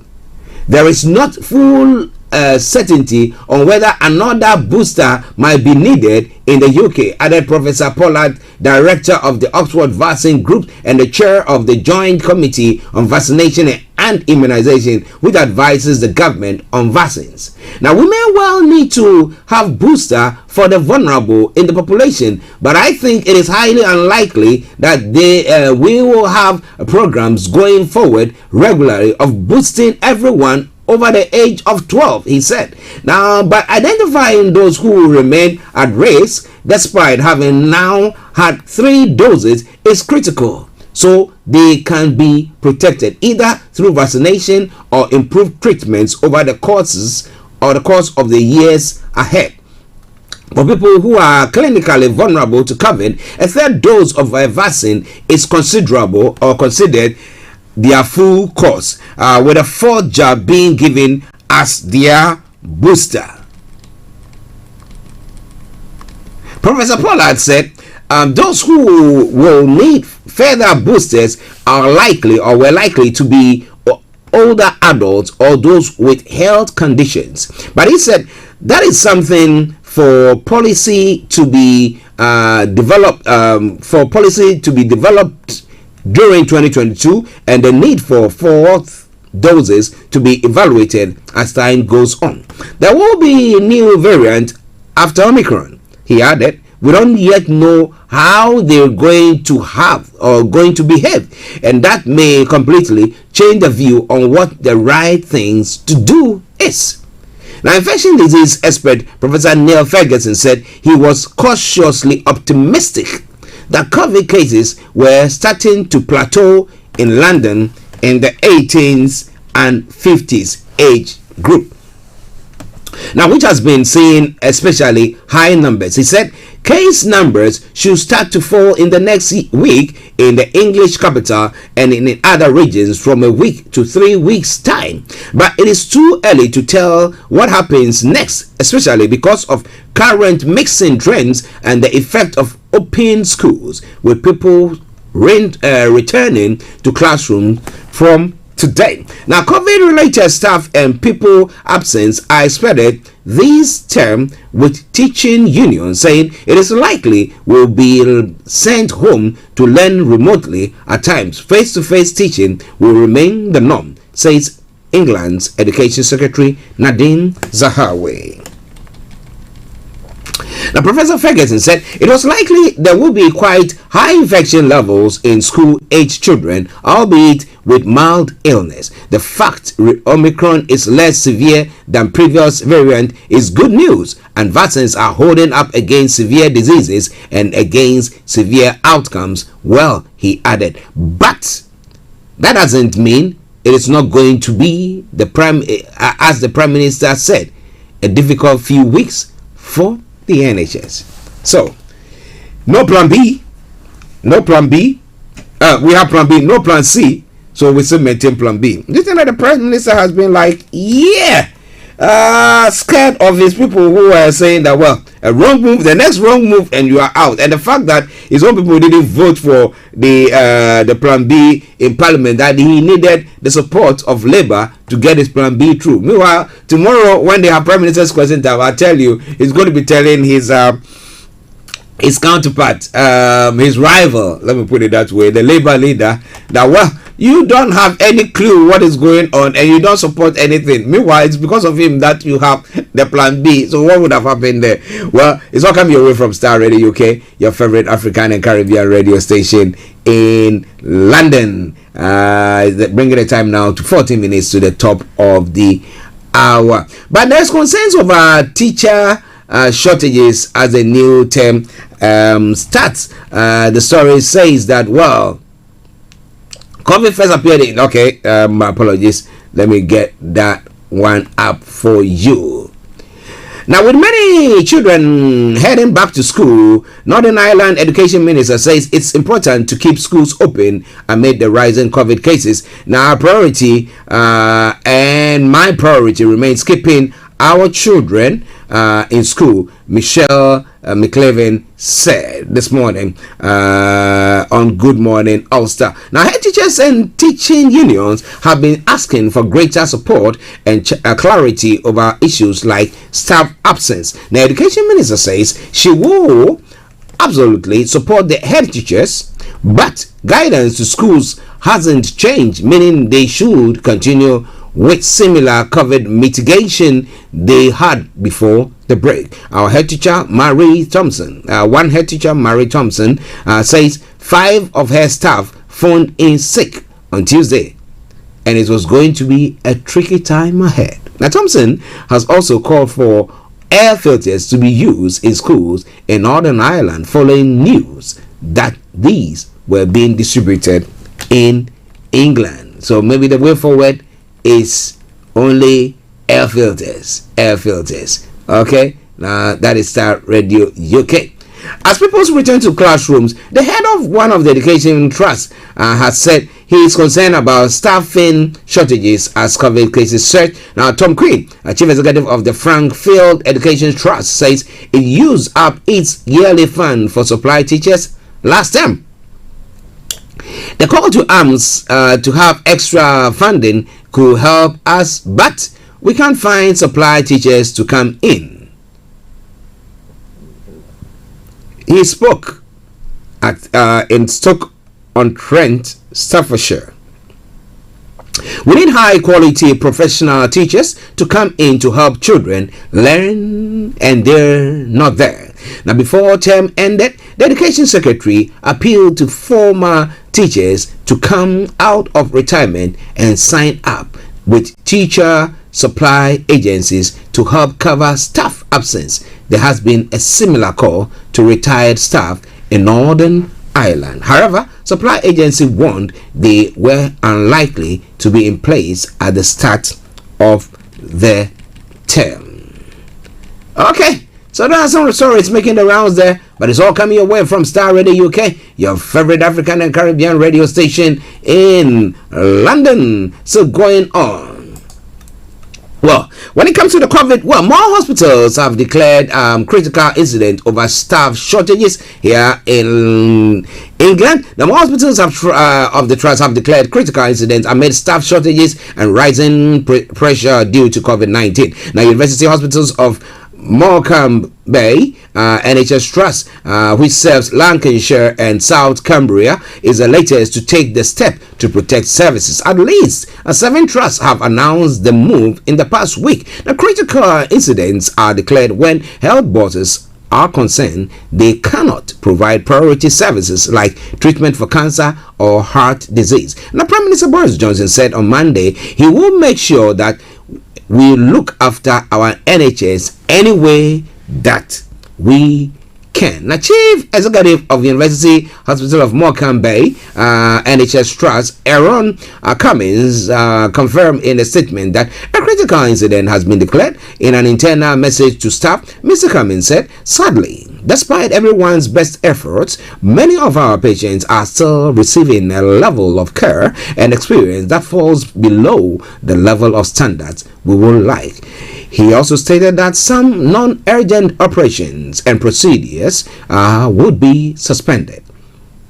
Mr. Cummins said the escalation allows us to be able to take additional steps to maintain safe services for our patients and help us cope with the growing pressures. Now, United Lincolnshire Hospital NHS Trust said on Monday it has taken similar measures at its hospital across the country. Its medical director, Dr. Colin Ferguson, said there were significant staffing pressures due to absence related to COVID-19. But he said essential services remain fully open. So if you are in that part of the country and you need to go in for essential services, please, it's not shut. Go in there and get the services that you need. But it's all coming away from Starr Radio UK. It is your favorite African and Caribbean radio station in London. Now, last weekend, I'm getting to the last weekend. We had some stabbings going on. That was Thursday, last week, Thursday, Friday. There was all these stabbing issues going on. Some information coming through. The police investigating the murder of a teenage boy in West London have charged a 16-year-old boy. The victim, also 16, died at the scene after being found stabbed at Phil Sports Farm open space near Heather Lane, Usley, Hillingdon on Thursday. A post-mortem confirmed the boy, who was the 30th teenager victim of homicide in the capital during 2021, died from stabs injuries. Now, the defendant will appear at Ealing Youth Court today. Well, so that brings us to the end of the stories making the rounds here in the UK. Yes, it is all Starr Radio UK, your favorite African and Caribbean radio station in London. But my producer is saying that one other story that I need to bring that is linked up with the US as well, so I might as well just bring the Duke of York's lawyer. Let me take it in. The Duke of York lawyers will argue in a U.S. court later that a civil sexual assault lawsuit should be dismissed. Now, Virginia Jeffrey is suing him for allegedly sexually assaulting her 20 years ago when she was a teenager. A document made public on Monday showed convicted sex offender Jeffrey Epstein paid her $500,000 that is dollars, that is £371,000 to end her claim against him and agree not to sue any other potential defendant. Now, Prince Andrew has consistently denied the allegation. While the settlement with Epstein does not mention the prince by name, his lawyers say the deal means she cannot sue him. The interpretation of the 2009 document disclosed by a New York court will form a central plank of the argument in the civil case involving Prince Andrew. Miss Jeffrey alleges she was trafficked to the prince by Epstein and Ghislaine Maxwell, who was last week convicted of recruiting and trafficking young girls to be abused by the late financier. Epstein died in prison in 2019. All right. So now we can take a break, and once we come back, we'll go to other stories making the rounds in the world. They say fake it until you make it. But this around Elizabeth Holmes tried to fake it, and then it's bounced back and hit her in the face. So she's waiting up to what? 80 years imprisonment for fraud. This is a lot more going to be coming your way. Stay tuned, don't you go away. It is Starr Radio UK, your favorite African and Caribbean radio station in London. Welcome to Gabby Dave Global. We are a UK-based online e-commerce store, the first of its kind with license to trade in African products. Some of the products are clothing brands and all beauty accessories, hair and beauty brands, natural aphrodisiacs, processed and dried unprocessed food. Our mission at Gabby Dave is to connect African and Caribbean businesses to customers globally. At Gabby Dave, we ensure our sellers get the best deal for their products. We are not just here to help you reach a wider audience. We are also a distribution center to support business growth by fulfilling orders to your customers from our warehouse, making sure customers receive their products on time. We are inviting all Black-owned businesses to trade on our platform because we strongly believe Africans have a unique brand the customer would appreciate globally. So get in touch today and let us make your product and business go far. Here are some of the benefits of using Gabby Dave Global. User-friendly platform, track your shipment, online support, transparent process, multiple SKUs, multiple products, a platform that encourages manufacturers as well as traders. Our marketing and PR interventions amplifies yours. Organized products and categories for easy access and navigation. Access to global community, especially within UK and Europe.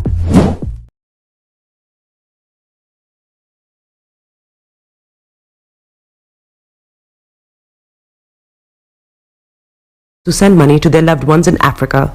With SendWave, you can send money to Ghana, Nigeria, Kenya, Uganda, and Tanzania. And the best part is, SendWave is absolutely commission-free. Our exchange rates are excellent. You can see for yourself by checking them out on our website. So how do you use SendWave? SendWave is an app that you can download onto your phone from the App Store or Google Play Store. The app is free to download. After downloading it, just open the app and enter your name, email, and phone number. That's it. You're good to go. Make sure you use the promo code SR.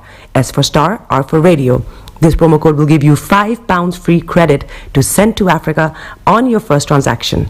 Your money will be delivered to your recipient within seconds. Feel free to call me on 0749 7377 647 at any time. I'll be happy to tell you all about SendWave and help you in any way I can. Remember to use the promo code SR for £5 free credit. Medasse. Hi everyone, it's your girl BB Clement, the author of How to Go From Employee to Entrepreneur and the host of your weekly business show, BB Means Business, the show where we discuss everything you ever wanted to know about business but you were afraid to ask. How do I start my business? How do I raise the finance? How do I grow my business? Where am I going to find my customers? Join me every Tuesday at 1:30 p.m. on Starr Radio UK to get all the information and tips that you need to become a successful entrepreneur and become financially free. Remember, don't let life dictate to you. Rather, put your signature on life. Check me out. He tells me my energy is making him tired. Yes! How do you get the energy to do I've been told that I have a lot of energy, but my goodness, I think today I have met my match, people. I have met my match, Miss Suzanne. Wow, amazing. One of the things that's the start of the darkness. The of darkness. So what did that? Myself and the world will adjust.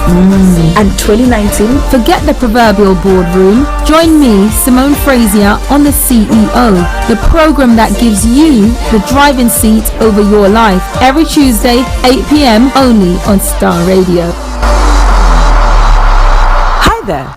Are you dreaming of owning your own house in Ghana? Then you will need a well-documented piece of land that is free from troubles. I highly recommend My Africa Property for any size of land that you will need. With My Africa Property, lands are available in Prampram, Sopoli, Tohenia, Ogome, Dodova, Winneba, and many other locations at affordable prices. These locations are about an hour away from the airport, only 35 minutes from the motorway, 10 minutes drive from Central University College, 10 minutes drive to the beach, and close to Prampram Senior High School and Ghana Men's Soccer Center of Excellence. For more details, visit our website www.myafricaproperty.com or call our UK office on 0208 123 2523. For our US and Canada offices, call us on +1 585 184 994145. You can also email us at ghana@myafricaproperty.com.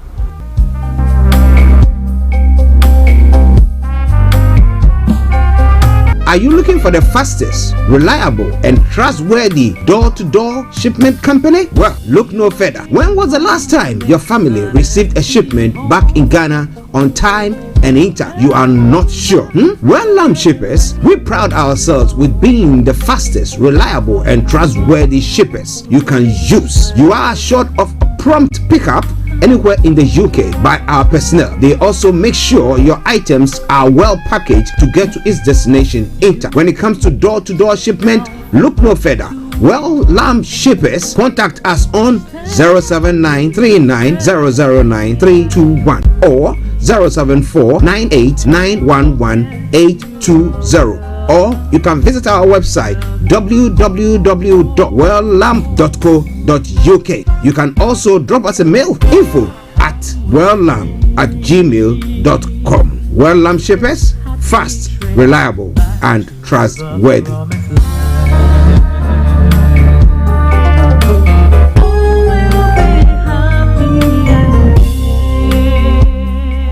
Hello, lovely listeners. Tune in to the renewed show with Charlotte. Make it a date to listen to me this and every Thursday at 5 p.m. on Starr Radio UK. Tune in to an hour of power, an hour of encouragement, an hour to inspire you to stay positive and strong in this season. See you there and listen. Welcome back to the program Starr Radio UK. A minute after 12 the time, the morning show, the Tuesday edition, the first edition in the year 2022. What about that? You are making history. Yes, we are making history today. The first morning show for the year 2022. So, and you're a part of it. What about that? Okay. Yes, so now let's move on. This afternoon exactly at 1:30, BB Clement will be coming your way with BB Means Business, and they're going to be looking at important business trends for 2022. You want to know some business trend that you can get yourself involved in and make some money from that. Make sure you listen to that program. It's going to help you. It's going to put something up your sleeve that you can use during the course of the year. But now let me open the lines for you to join in the discussions. You want to call into the program? It is 0208-133-2257 or 58. Or if you are in US, Canada, or the Caribbean area, it's 001-718-303-2737. 001-718-303-2737. You can also text or WhatsApp at 075-3966-1744. 075-3966-1744. Our Twitter handle is Starr Radio UK, and our email address is info@starradiouk.com. info@starradiouk.com. You can also Skype at us. Yes. We can book your Skype call. Yes.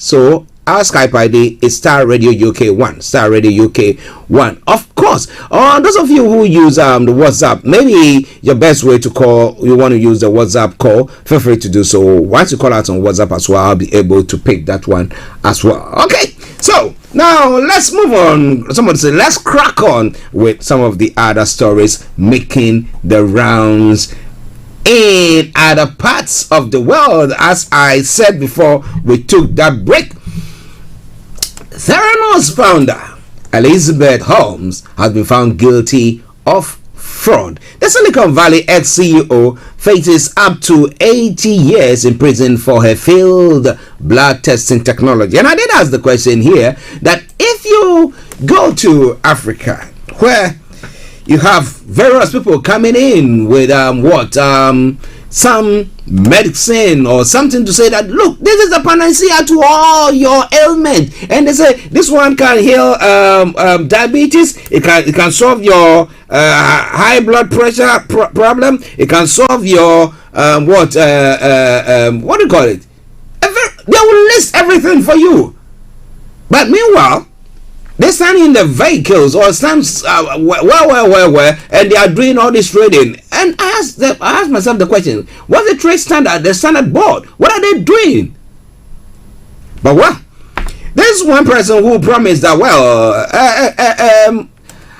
a particular gadget that he has produced will be able to tell you whether to detect blood ailment just by few drops of blood on it. Well, the story says the prosecutor said Holmes knowingly lied about technology she said could detect diseases with a few drops of blood. Now, jurors found Holmes guilty of conspiracy to commit fraud against investors and 3 charges of wire fraud.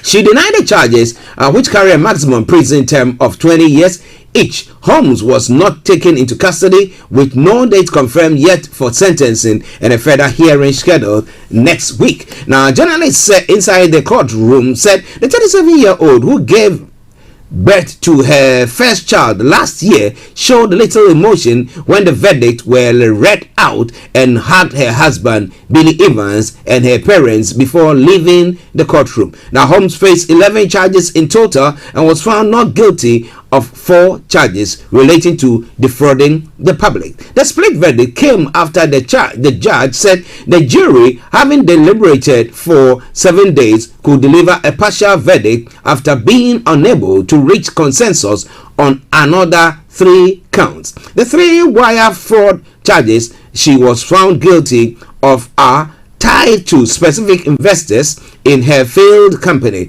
Wire fraud is relatively wide-ranging federal crime in the U.S., which involves using electronic communications such as emails to make false statements to get something from another person, usually money. Theranos at one point, valued at $9 billion or 6.5 billion pounds, was once the darling of biotech and Silicon Valley. Now, Holmes was able to raise more than $900 million from billionaires such as media magnate Rupert Murdoch and tech mogul Larry Ellison.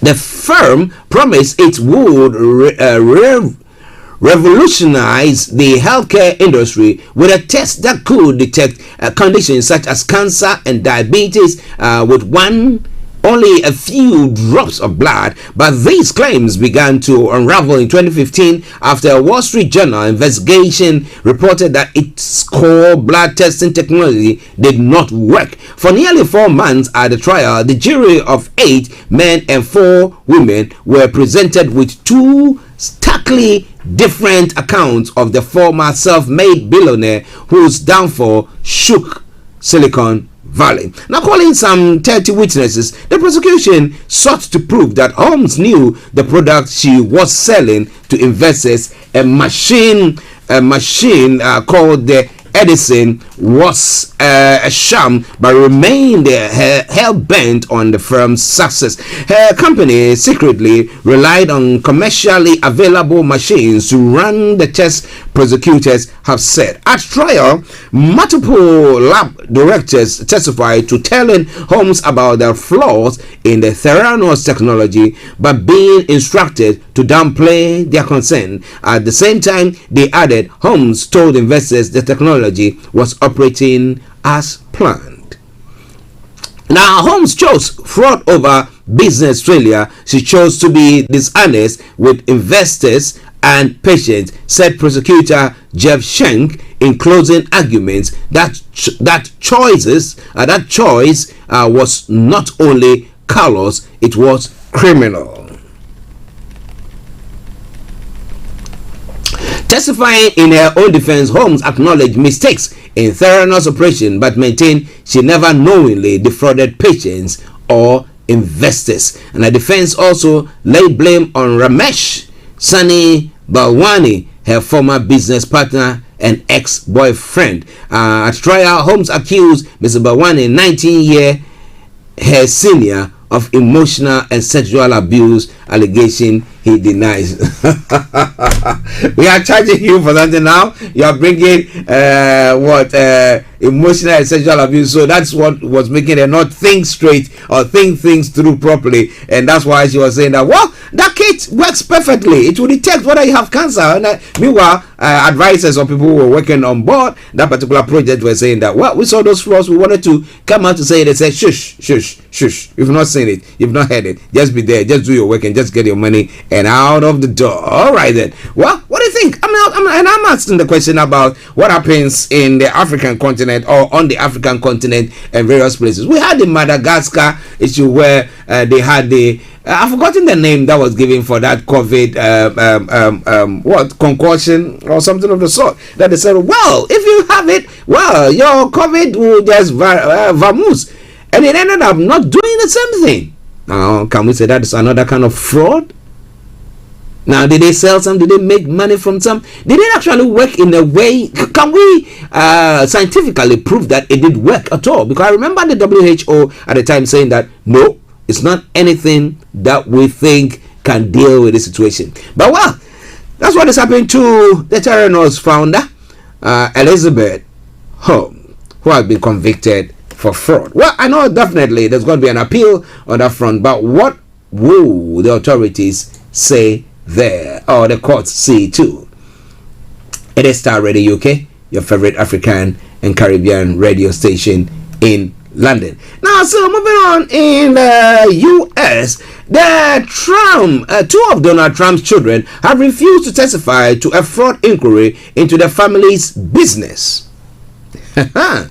Okay, Donald Jr., 44, and Ivanka, 40, were ordered to give evidence by a New York Attorney General, Letitia James. Now, she opened a civil inquiry in 2019 into the claims that before he took office, Mr. Trump had inflated the value of his assets to banks when seeking loans. Mr. Trump's lawyers are trying to stop Ms. James from questioning the former U.S. president and his children. They have asked a judge to quash the unprecedented and unconstitutional bid for their testimony. Now, Mr. Trump sued Ms. James last month, accusing the Attorney General, an elected Democrat, of pursuing a politically motivated witch hunt against him, a Republican. She had requested he testify in person at her office before Friday. The court filing on Monday is the first. Investigators have said they want to question Donald Jr. And Ivanka under oath. Now, Ms. James, spokesperson, said, "We are confident that our questions will be answered and the truth will be uncovered because no one is above the law." Another son, Eric, 37, who is executive vice president of the Trump Organization, was questioned in October 2020. Ms. James' civil case is separate to an ongoing criminal investigation in Manhattan into the organization's business practices. Donald Jr. and Eric took over control of the company along with Alan Wieselberg, Chief Financial Officer, when their father took office in January 2017. Ivanka also worked at Trump's organization before becoming a senior White House advisor. Now, Mr. Wieselberg pleaded not guilty in July to tax fraud charges. Well, those are all stories that is coming your way from the United States of America. Now let's look at some other stories there as well. Now Tesla has been criticized over opening their Jane showroom. And who did we have there? The electric car maker Tesla has been criticized in the US after opening a showroom in China's controversial Xinjiang region. The company, headed by billionaire Elon Musk, opened the showroom in the city of Umqi on New Year's Eve. However, the move has been welcomed by some in China. China has been accused of slavery and genocide against the Uyghur minority group in the resource-rich western region of the country. Now, Republican Senator Marco Rubio, who sponsored a bill signed into law by the President Joe Biden in December, that requires firms to prove that goods imported from Xinjiang were not produced with forced labor, spoke out about Tesla's decision. Now, Mr. Rubio tweeted, nationless corporations are helping the Chinese Communist Party cover up genocide and slave labor in the region. Now, Scott Paul, the president of the Alliance of American Manufacturing Industry, said, I'll be blunt. Any company doing business in Xinjiang is complicit in the cultural genocide taking place there. But Tesla's actions are especially despicable. Now, Tesla did not immediately reply to a request for comments there. So, however, the opening of the new Tesla showroom was widely welcomed by the users of China's Twitter-like Weibo social media platform. One user posted, "Thank you for expanding in Zhejiang. Happy New Year." Another said, "You see, Tesla supports the development and construction of Zhejiang, unlike some companies." Went on further to say, late last year, U.S. microchip giant Intel apologized for a backlash over a letter it sent urging suppliers not to source products or labor from Zhejiang. The company's letter sparked criticism in China with calls for a boycott. Intel was not the first company to come under pressure over aims to comply with sanctions related in Zhejiang while continuing to operate in China. Retail giant Nike and H&M also faced a backlash last year after they expressed concerns about the alleged use of Uyghur forced labor in cotton production. The Xinjiang region of China is home to many of country's Muslim Uyghur population, and there have been allegations of forced labor and possibly genocide. In December 2020, there be information that came through based on a new research showing China was forcing hundreds of thousands of minorities, including Uyghurs, into a manual labor in Zhejiang cotton's field. Beijing has repeatedly denied these claims. Okay, well, so what do you think? Well, would that mean that people are going to boycott buying Tesla? Well, Tesla, when it comes to the auto industry, I think at the moment, I don't know to call it, but I think they are one of the biggest. They are the biggest or one of the biggest there. But what do you think? It's all coming your way from Starr Radio UK. Can we say that maybe the way they've treated people, especially let's take a country like DRC, where they are getting all these minerals for making all these mobile phones and the chips and all those stuff, where they're making it from or getting it from, and the forced labor and the fact that little children go to those places instead of going to school to go learn or do something about their youthfulness, or as a child to get a necessary education that they need, and people but we see this international community, people there getting in there, coming with their private jets or planes and carrying all these resources out of the country. Now, what has been the reaction of the Western world or the advanced countries when it comes to things like that? Is it because we've not got a voice or what? Well, it is Star Radio UK. It is your favorite African and Caribbean radio station in London. And that was some story on the, as a friend would say, on the international front when it comes to where? The US of A. Okay. Now, in the Latin American area, please stank as beekeepers protest in Chile. It's an interesting story. When I saw it, I was like, yeah, you want to fight us? This is what we're going to bring you. Now, 4 beekeepers have been detained in Chile following a protest calling for government support for their industry. Now, the beekeepers held a demonstration outside the presidential palace in the capital, Santiago. Now, 7 police officers were stunk as they tried to remove beehives placed by the protesters to block a main thoroughfare. A prolonged drought has been ravaging beekeeping in Chile, affecting bee food sources such as flowers and crops. Now, to highlight their cause, the beekeepers set up some 60 hives containing around 10,000 bees in front of the palace and prevented the police from dispersing the demonstration. But it goes on further to say, one of the protesters told journalists the death of bees colonies was devastating, not just for them but for the whole world. The protesters want government reform to improve honey prices or provide subsidies to honey producers.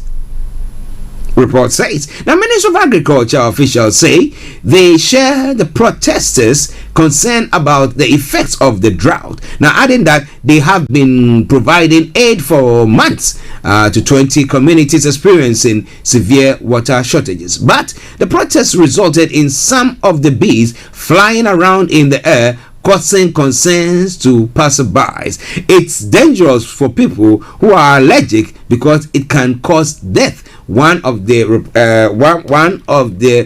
people in the scene told reporters. Now, bee population around the world have been rapidly declining in recent years due to habitat loss, pollution, and use of pesticides, among other factors. But well, this all coming your way from Star Radio UK, your favorite African and Caribbean radio station in London. Bringing the time now to 20 minutes past the top of the hour, but still in the Latin America or the Caribbean area.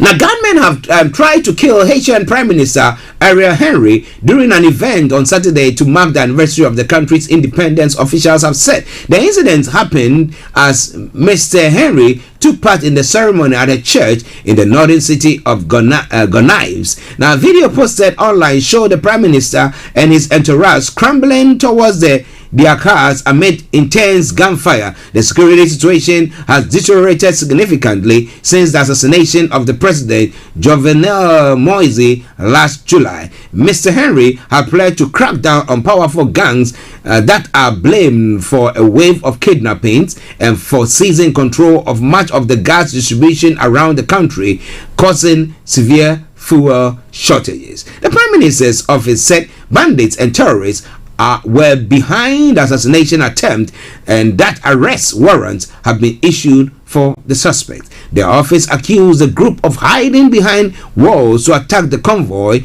of threatening the bishop by surrounding the church, according to the Associated Press. Now, one person was killed and 2 others were injured in the gunfight between the armed men and security forces, local media reports have said. The attack is another blow to the fragile administration led by Mr. Henry, who became Haiti's acting head of state 2 weeks after Moise was killed. The circumstances of the assassination, believed to have been carried out by a group of mercenaries, are still unclear. No date has been announced for a vote to elect a new president. The rise in violence and fire and the economic situation made worse by several natural disasters in recent years have led to a growing number of Haitians seeking opportunities in other countries. And this is all coming your way from Starr Radio UK with some of the news that is making the rounds in other parts of the world. This around from the Latin American area. Now, before we leave that Latin American area, let's look at the story of Bolsonaro. Brazil's Bolsonaro is in hospital with intestinal blockage. That's the story coming your way. Brazil's President Jair Bolsonaro has been hospitalized with an intestinal blockage after falling ill on holiday. The president posted a photo from his hospital bed on Twitter saying doctors had inserted an nasogastric tube and were evaluating potential surgery. Now, doctors said on Monday that his condition was improving. Mr. Bolsonaro, 66, has been admitted to hospital several times since being stabbed in the abdomen during his 2018 presidential campaign. In his tweet, the president said he had started feeling unwell on Sunday afternoon after lunch. He was flown from the southern state of Santa Catarina, where he was vacationing to urgently be admitted to the Villanova Starr Hospital in Sao Paulo. Television images show the president walking down the stairs of the presidential plane after landing in the early hours on Monday. And we say we wish him a speedy recovery. It is all coming your way from Starr Radio UK. It is your favorite African and Caribbean radio station in London, bringing the time now to what? Ding dong! 12:24. One other story before we take a break.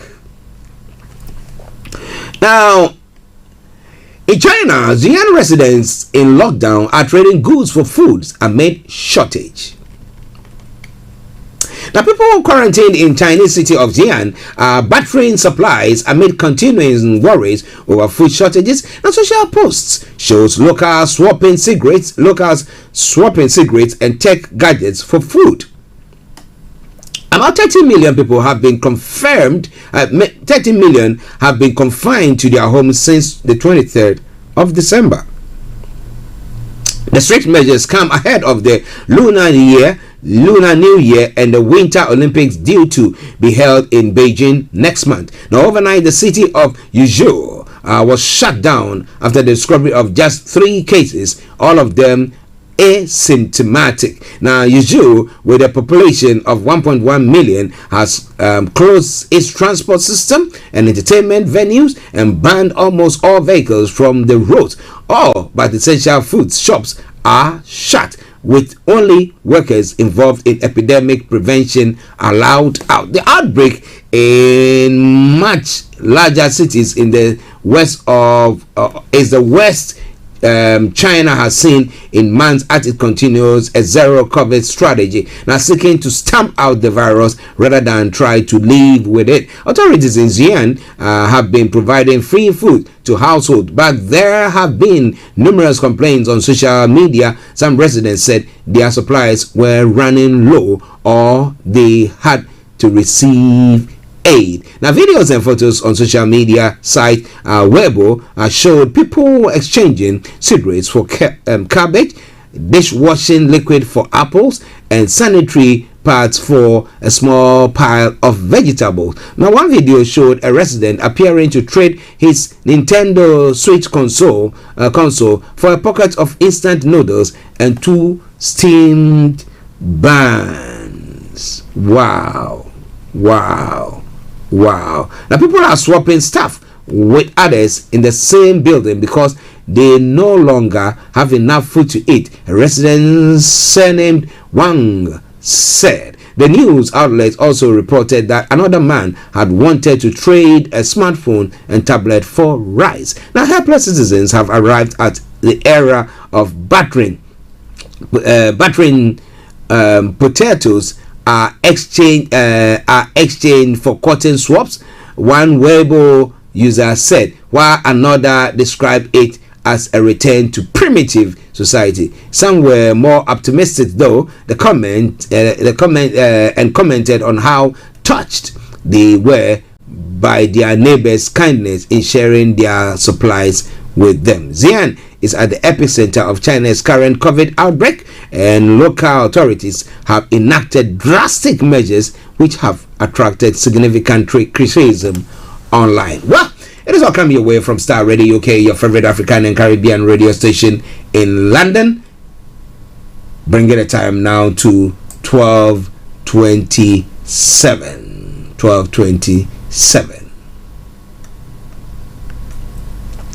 Now we're going to be going to the African continent, but before then, let's look at the other story that is making the rounds. A Canadian court has awarded 107 million Canadian dollars, that is worth 62 million pounds plus interest, to the families of 6 people who died when a plane was downed near Tehran in 2020. The family members awarded compensation by Ontario's Superior Court of Justice lost spouses, siblings, children, nieces, and nephews. Ukraine International Airlines flight PS752 was hit by 2 missiles after taking off. Iran has said it mistook the aircraft for a U.S. missile. Now, all 176 people on board died. They include 55 Canadians and 35 permanent residents of Canada. The relatives had filed a civil lawsuit against Iran and other officials who they say were to blame for the incident. It was not immediately clear how the money will be collected from Iran. That is quite an interesting one, because I'm thinking, how is the money going to be collected from Iran? The relative lawyers, Mark Arnold, said his team will look to seize Iranian assets in Canada and abroad, which could include oil tankers. Now, this is the first time the compensation has been awarded to the families of the victims, adding that Iran did not defend itself in court. Now, last year, a report by the Canadian government said Iran was fully responsible for the downing of the plane, and that it had been as a result of incompetence and recklessness. Now, Iranian authorities initially denied responsibility for the incident, which happened on the 8th of January 2020, but as evidence mounted, the Revolutionary Guards Aerospace Force said an air defense unit had mistaken the Boeing 737-800 for a U.S. missile. Iran's air defense had been on high alert because the country had just fired ballistic missiles at 2 Iraqi military bases hosting U.S. forces. That was in retaliation for the killing of top Iranian General Qasem Soleimani in a U.S. drone strike in Baghdad 5 days earlier. Well, so the question is, which of the Iranian assets are they going to confiscate? That would be quite an interesting one. Yes, you make the case against them. They cannot come there to come and defend themselves. You rule against them as well, and they say, yeah, we need a compensation. You need to pay up or else. Well, I don't know what the Iranians are going to say now, but it's now gone 12 charity. We're going to take a break, and once we come back, we'll continue with the show. Don't go away. I am Archie, and it's Star Radio UK, the Tuesday edition of the morning show. Let's enjoy this song from Papa Youngson before we hit the African front.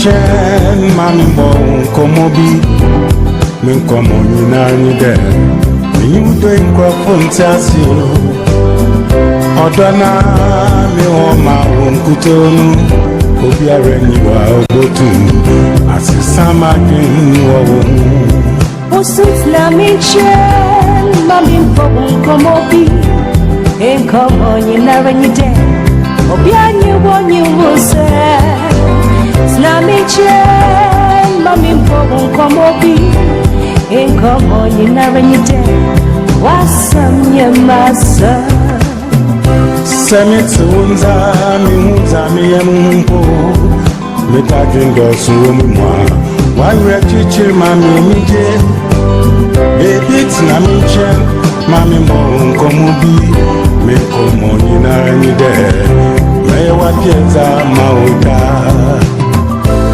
Womudo ashe mima Misi mebya zinyina mawo Umwenije ashe mima That means don't you break my heart. Mami chen, mami komobi, inkomo ninarimite. Obiani wanyu se. Mami chen, mami komobi, inkomo ninarimite. Wasamye masa.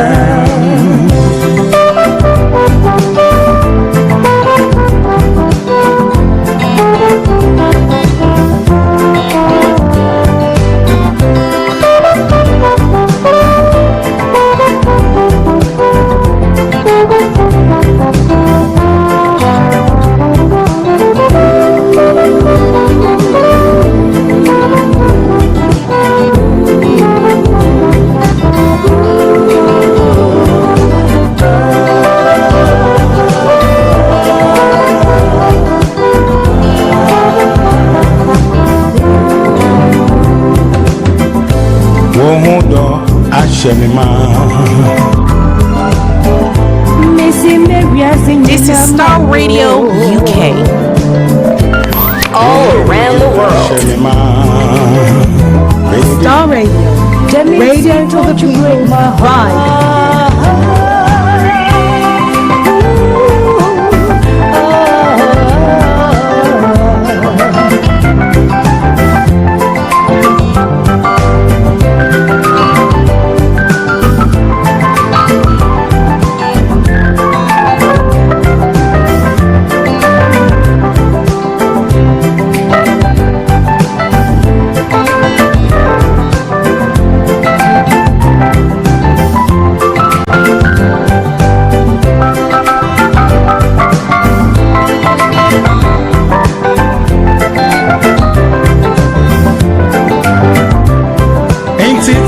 Channel, Mammy Mo, Komobi, Nkomoni Nide, the new day, others from Kwa, Samuel Nama, Menu Obiara, Samuel Winnie Marimpua, Miss Ronina, Ayukra, Samit Wunza, Muza Meyamo, Metakin Dos Womima, why Rachiche, Mammy Nije.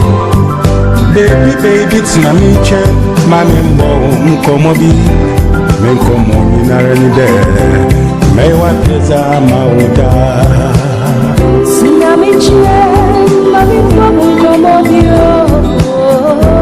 Hey, hey, hey, mina mawe hipolia. Baby, awa kashemio ade.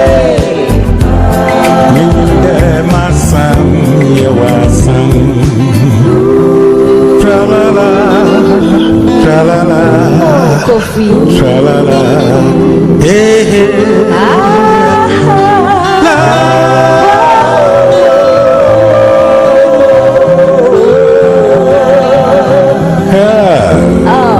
come on, Pauline.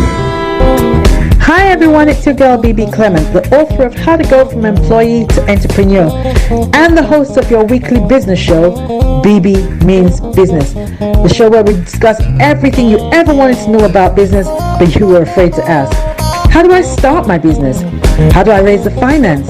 How do I grow my business? Where am I going to find my customers? Join me every Tuesday at 1:30 p.m. on Starr Radio UK to get all the information and tips that you need to become a successful entrepreneur and become financially free. Remember, don't let life dictate to you. Rather, put your signature on life.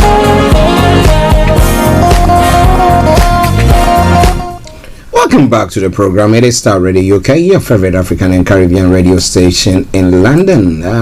23 minutes to the top of the hour, the final segment of the morning show today. Yes.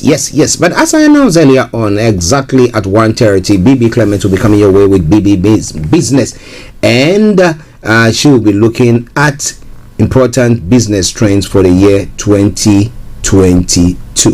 Important business trends for the year 2022. And I apologize to our listeners. There seemed to be a break in the transmission. Just bear with us. Issue kick in. Those of you on the Facebook, there's been a break in the transmission, but just bear with us. Issue kick in the next few minutes. All right. But let's move on to the final segment of the program, as I have said. Now, on the African front, information coming through say that South Africa's parliament has fired fire. The suspect has had explosives, so it was an arson, as the case seemed to be going on. It was an arson. A man has been detained for setting South Africa's parliament in Cape Town on fire. A man detained for setting South Africa's parliament in Cape Town on fire was found at the site with explosives, prosecutors have alleged. Now, Zandil Christmas Murphy, 49, appeared in the court on charges under the Explosive Act, as well as for arson, theft, and break-in. His lawyer said he was innocent of all the charges. The fire first broke out on Sunday, totally destroying the National Assembly or lower chamber. That's what the story is saying, and no one was injured. The blaze, but it has left the nation shocked. Mr. Murphy is the only person arrested in connection with the fire.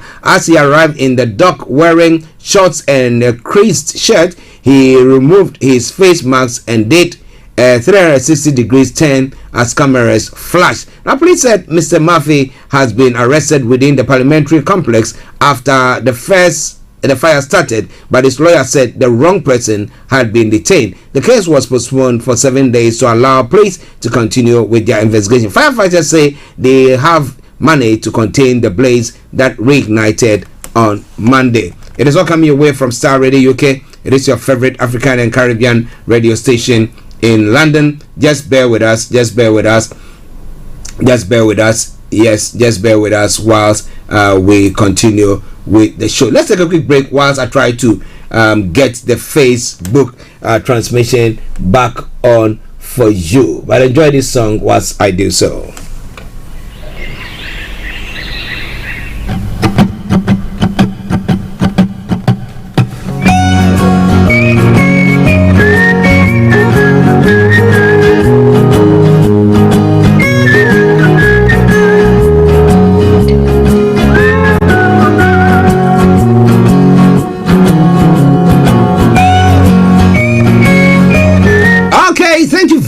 We are back on air. Those of you who were on the Facebook transmission, we are back on air. Okay, those of you on YouTube, Periscope, and all the other platforms, yes, we are back on air. So make sure your dials are so logged on Star Radio UK. Now, okay, let's crack on. Let's look at some of the other stories that is making the rounds on the African front. I think whilst some of you were still having a bit of difficulty in the broadcast, I was talking about the South Africa Parliament fire. Well, somebody has been apprehended. Well, they are charging the president for arson, but the police, the individual has appeared before the courts, and the police, the case will be heard in 7 days while the police go on with their investigation. Okay, that's information making the rounds there. But let's move on straight to some other stories on the African front. Well,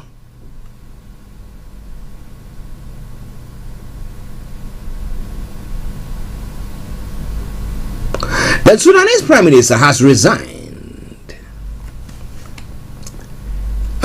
Sudan coup. Prime Minister Abdallah Hamdok resigns after mass protests.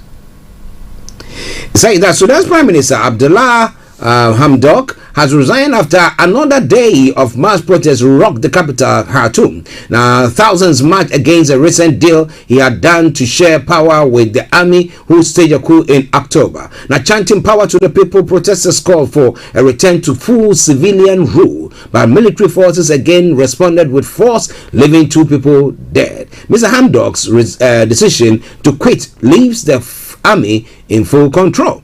It's another blow to Sudan's fragile attempts at transition to democratic rule after popular uprising led to the overthrow of Sudan's long-term authoritarian president Omar al-Bashir in 2019.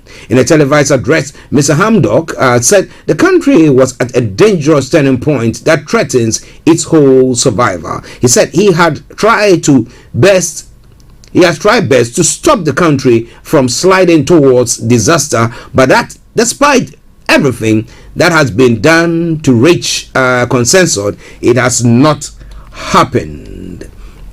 Now, civilian and military leaders had made an uneasy power sharing agreement after the army staged a coup on the 25th of December and initially placed Prime Minister Hamdok under house arrest. The country has just 1 month away, was just 1 month away from transitioning to a civilian head of state when the army seized power. Mr. Hamdok, an economist by training, is widely respected in the international community, having previously worked as an official with the United Nations. He helped negotiate a deal to forgive some of Sudan's debts, but this involved removing fuel subsidies, leading the price of many basic goods to rise and to anti-government protests. Now, under the agreement reached with Mr. Hamdok in November, the reinstated Prime Minister was supposed to lead a cabinet of technocrats until elections were held, but it was unclear how much power the new civilian government would have. And protests against the military resumed, which were often violently suppressed. The protests continued even after Mr. Hamdok had returned to office, with some demonstrators saying that his reinstatement was helping to legitimize the military takeover. The United Nations, especially representative in Sudan, has expressed regrets over Mr. Hamdok's resignation. It puts it at risk progress made since the December revolution when Mr. Bashir was toppled. Volker Perthes has warned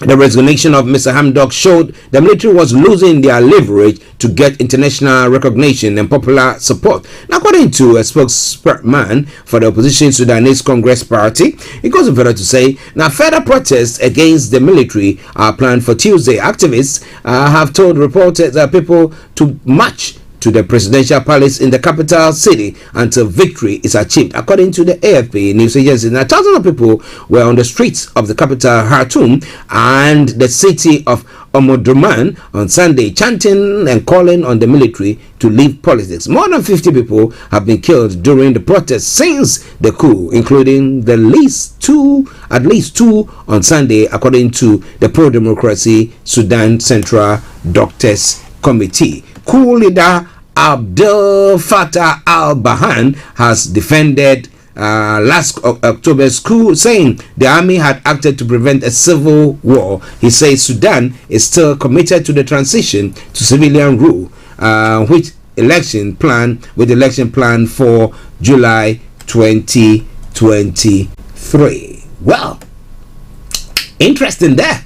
So what do you reckon is going to happen? This all coming away from Starr Radio UK.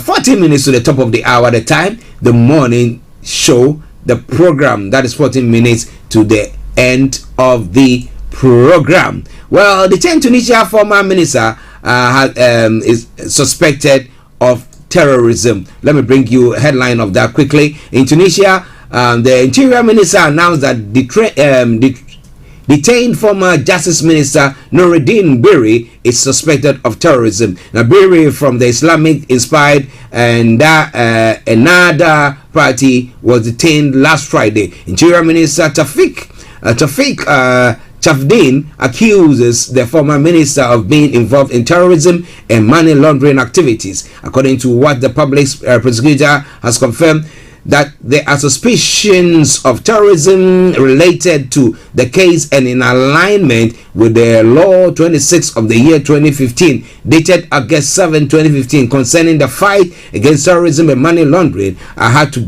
be up to their responsibility to safeguard Tunisia's security, announced Tawfiq Chavdin, Tunisian Interior Minister. According to sources who visited the former minister since his arrest, Berry has refused food and medication. Well, it is Star Radio UK, your favorite African and Caribbean radio station in London. Now, going straight to Ghana, we'll get the economy back on track. What did the economy derail to? The Vice President, Dr. Mahmoud Bawumia, says government will work to fix the economy from the ravages of COVID-19. In the coming year, we will continue to strive to get the economy back on track from the shackles of COVID-19. The Vice President made the comment when he met some Muslims in Accra yesterday. He added, "We are committed to our inclusive governance of the past 5 years, which has seen us invest in education and other sectors of the country." Now, the comments come on the back of the Facebook exchanges between former Deputy Finance Minister Kessel Atuforsen and the current Deputy Finance Minister John Kuma over the outlook of the economy for the year 2022. Now, he said, please expect prices of goods such as rice, sugar, pharmaceutical, cement, roofing sheets to go up at least 30% effective today. Now, multiplicity of taxes and levies to take effect by end of January 2022. Interest rates likely to go up again. Now, government will be borrowing heavily from the domestic market since the Eurobond market is closed to Ghana for at least the first half of 2022, the MP reiterated. Now, reacting to the comment, the current Deputy Finance Minister said, often you expect those who are well informed about development in this economy to speak the truth backed by facts. It is unfathomable to think that a former Deputy Minister of Finance could be this pessimistic. Now, speculative and propagandist on important issues concerning the economy of Ghana. It is therefore important, I state categorically, that all the speculation by Honorable Atuforsen are his own creation and are not supported by data. Now, what can data do when you can feel the pinch in your pocket? Hopefully, during the latter part of this week, we might have Mr. Frank Davis, who has returned from Ghana, on the show. I will be asking him about some of the issues that pertains to the economy and as to whether, whilst there, not seeing the data, not knowing any information about the data, did he feel the pinch in his pocket? Maybe because he's left this part of the world to go visit, he would have felt the pinch. But those there, did they complain about difficult times or everything is rosy? Or rosy as supposed to be? Well, it is Star Radio UK. It is your favorite African and Caribbean radio station. But the vice president has said that, well, we are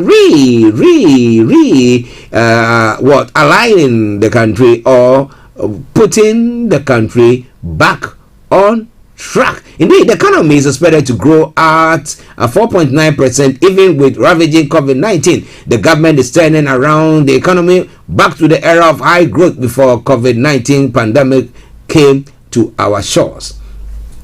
But anything that Kezel Atu Hayford said, do you think is the truth there? It is Star Radio UK. It is your favorite African and Caribbean radio station in London.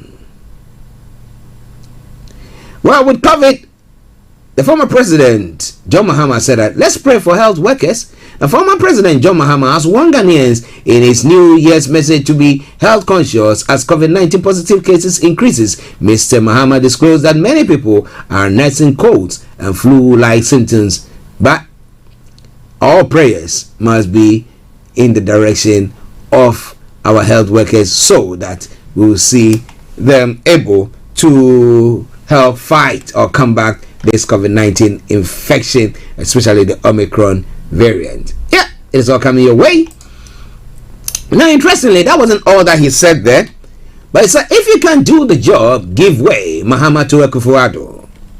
The story says the former president, John Mahama, has asked President Akufo-Addo to give way to the National Democratic Congress to fix the challenges of the country if he cannot deal with them. According to him, it is poor leadership for the president to continue to blame him and his erstwhile government for the challenges of the country despite being in power for 5 years. Now, leadership is about responsibility. It is only a poor leader who shirks responsibilities and shifts blames. He had power crisis, doom so in this country because of lack of investment in generation for many years. So we were consuming more power than we generated. That was the situation I met, and yet I did not say it is not my fault. I went to Parliament, took responsibility for it, and promised to fix it, which he did, or which we did. Mr. Mahama said at the 40th anniversary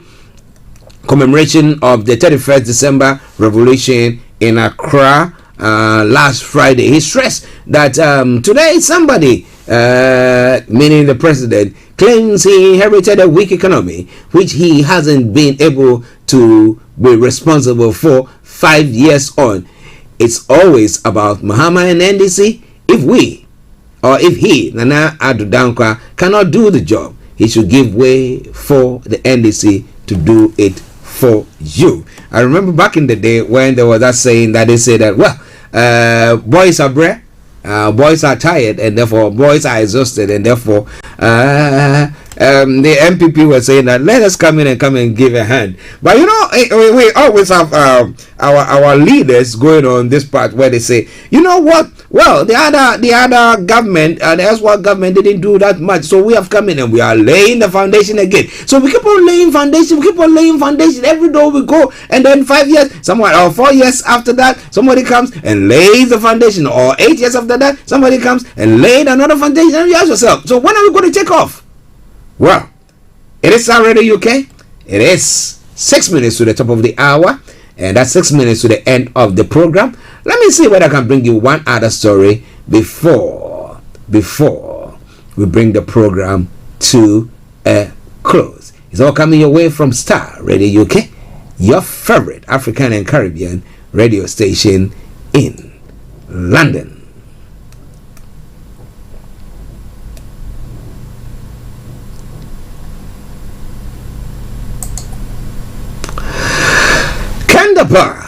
The National Security Minister has said e-levy is a sacrifice you must make. The National Security Minister, Albert Kendapa, has said, spoke to Ghanaians that the e-levy is a sacrifice they must make for the good of the country. Now, speaking at a meeting with staff of the Ghana Revenue Authority, Mr. Kandapa said the extent to which the government can tackle the socio-economic problems of the country very much depends on the revenues at its disposal. Here in Ghana, the e-levy idea continues to divide opinions, yet these are but a few of the sacrifices that the citizenry must, in my opinion, be ready to make to support the government activity towards reviving the economy and providing much needed public goods and public services, he said. A few weeks ago, Majority Leader Osai Mensa Bonsu also said without the proposed 1.75% levy in the 2022 budget, the government cannot maintain the existing roads nor build new ones. Now, addressing journalists in Accra last Wednesday, on Wednesday, 15th December, a couple of weeks ago, the Minister of Parliamentary Affairs said he found it surprising that the minority caucus and the opposition NDC are fighting the e-levy. He said the cost of borrowing has escalated and that the country's debt to GDP ratio has also risen as a result of the COVID-19 pandemic. COVID-19, everything blamed on COVID-19. So we must look inward to mobilize resources for the country to develop, to build our roads, to build clinics, health facilities, to build educational facilities, to deliver potable water. And one of the ways to do this is by introducing of e-levy, and people say No, we wouldn't, or we will not allow you to borrow outside. We will not allow you to also raise revenue from inside this country. So where are we going? Do we want development or we don't want development? Do we want our roads to be built or not to be built? He asks. Now the question that I'm asking here is, tax is what makes countries develop. I mean, you need that for things to be done in the country. But when people are paying the tax or their taxes, the little ones that people are doing their best to pay. I mean, when people go buy anything, any product there, they pay, okay, unless maybe something like fruits, even that, I think imported fruits, they pay levies on it. Unless those who sell locally local produce like tomatoes, cassava, I don't know whether that also there's a tax that covers that there. But if the taxes that is being paid by individuals, the VAT and everything that is going on to raise money, is not being judiciously used, and you say, you know what, we need some more money. We have the president traveling on a jet, a private jet, and they're paying what, 16,000 euros or dollars, whichever is appropriate, an hour on it. And we say, look, we are very poor, we don't have the means to do all that. And you think it's okay for the poor person who has just got 100 Ghana to pay 1.75 or yes from that? And you think it's cool?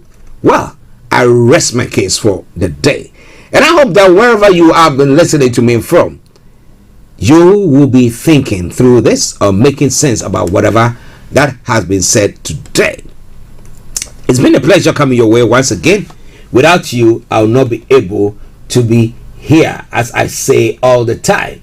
But well, as I sign off, I bring you this song from Bessie Simons, and it says Belembe. When that song ends and you don't hear from me, then it's been me, Archie, saying have a top of the day. But remember, exactly at 1:30, BB Clement is coming your way with BB Means Business, and she's looking at important business trends for the year 2022. And there's going to be lots of music this afternoon as well. Don't you worry. The CEO will be resuming sometime next week as well, and all the other programs will be resuming pretty soon. But have a lovely day until I come your way tomorrow with the Wednesday edition of the morning show. It's me, Archie, and I say bye bye for now.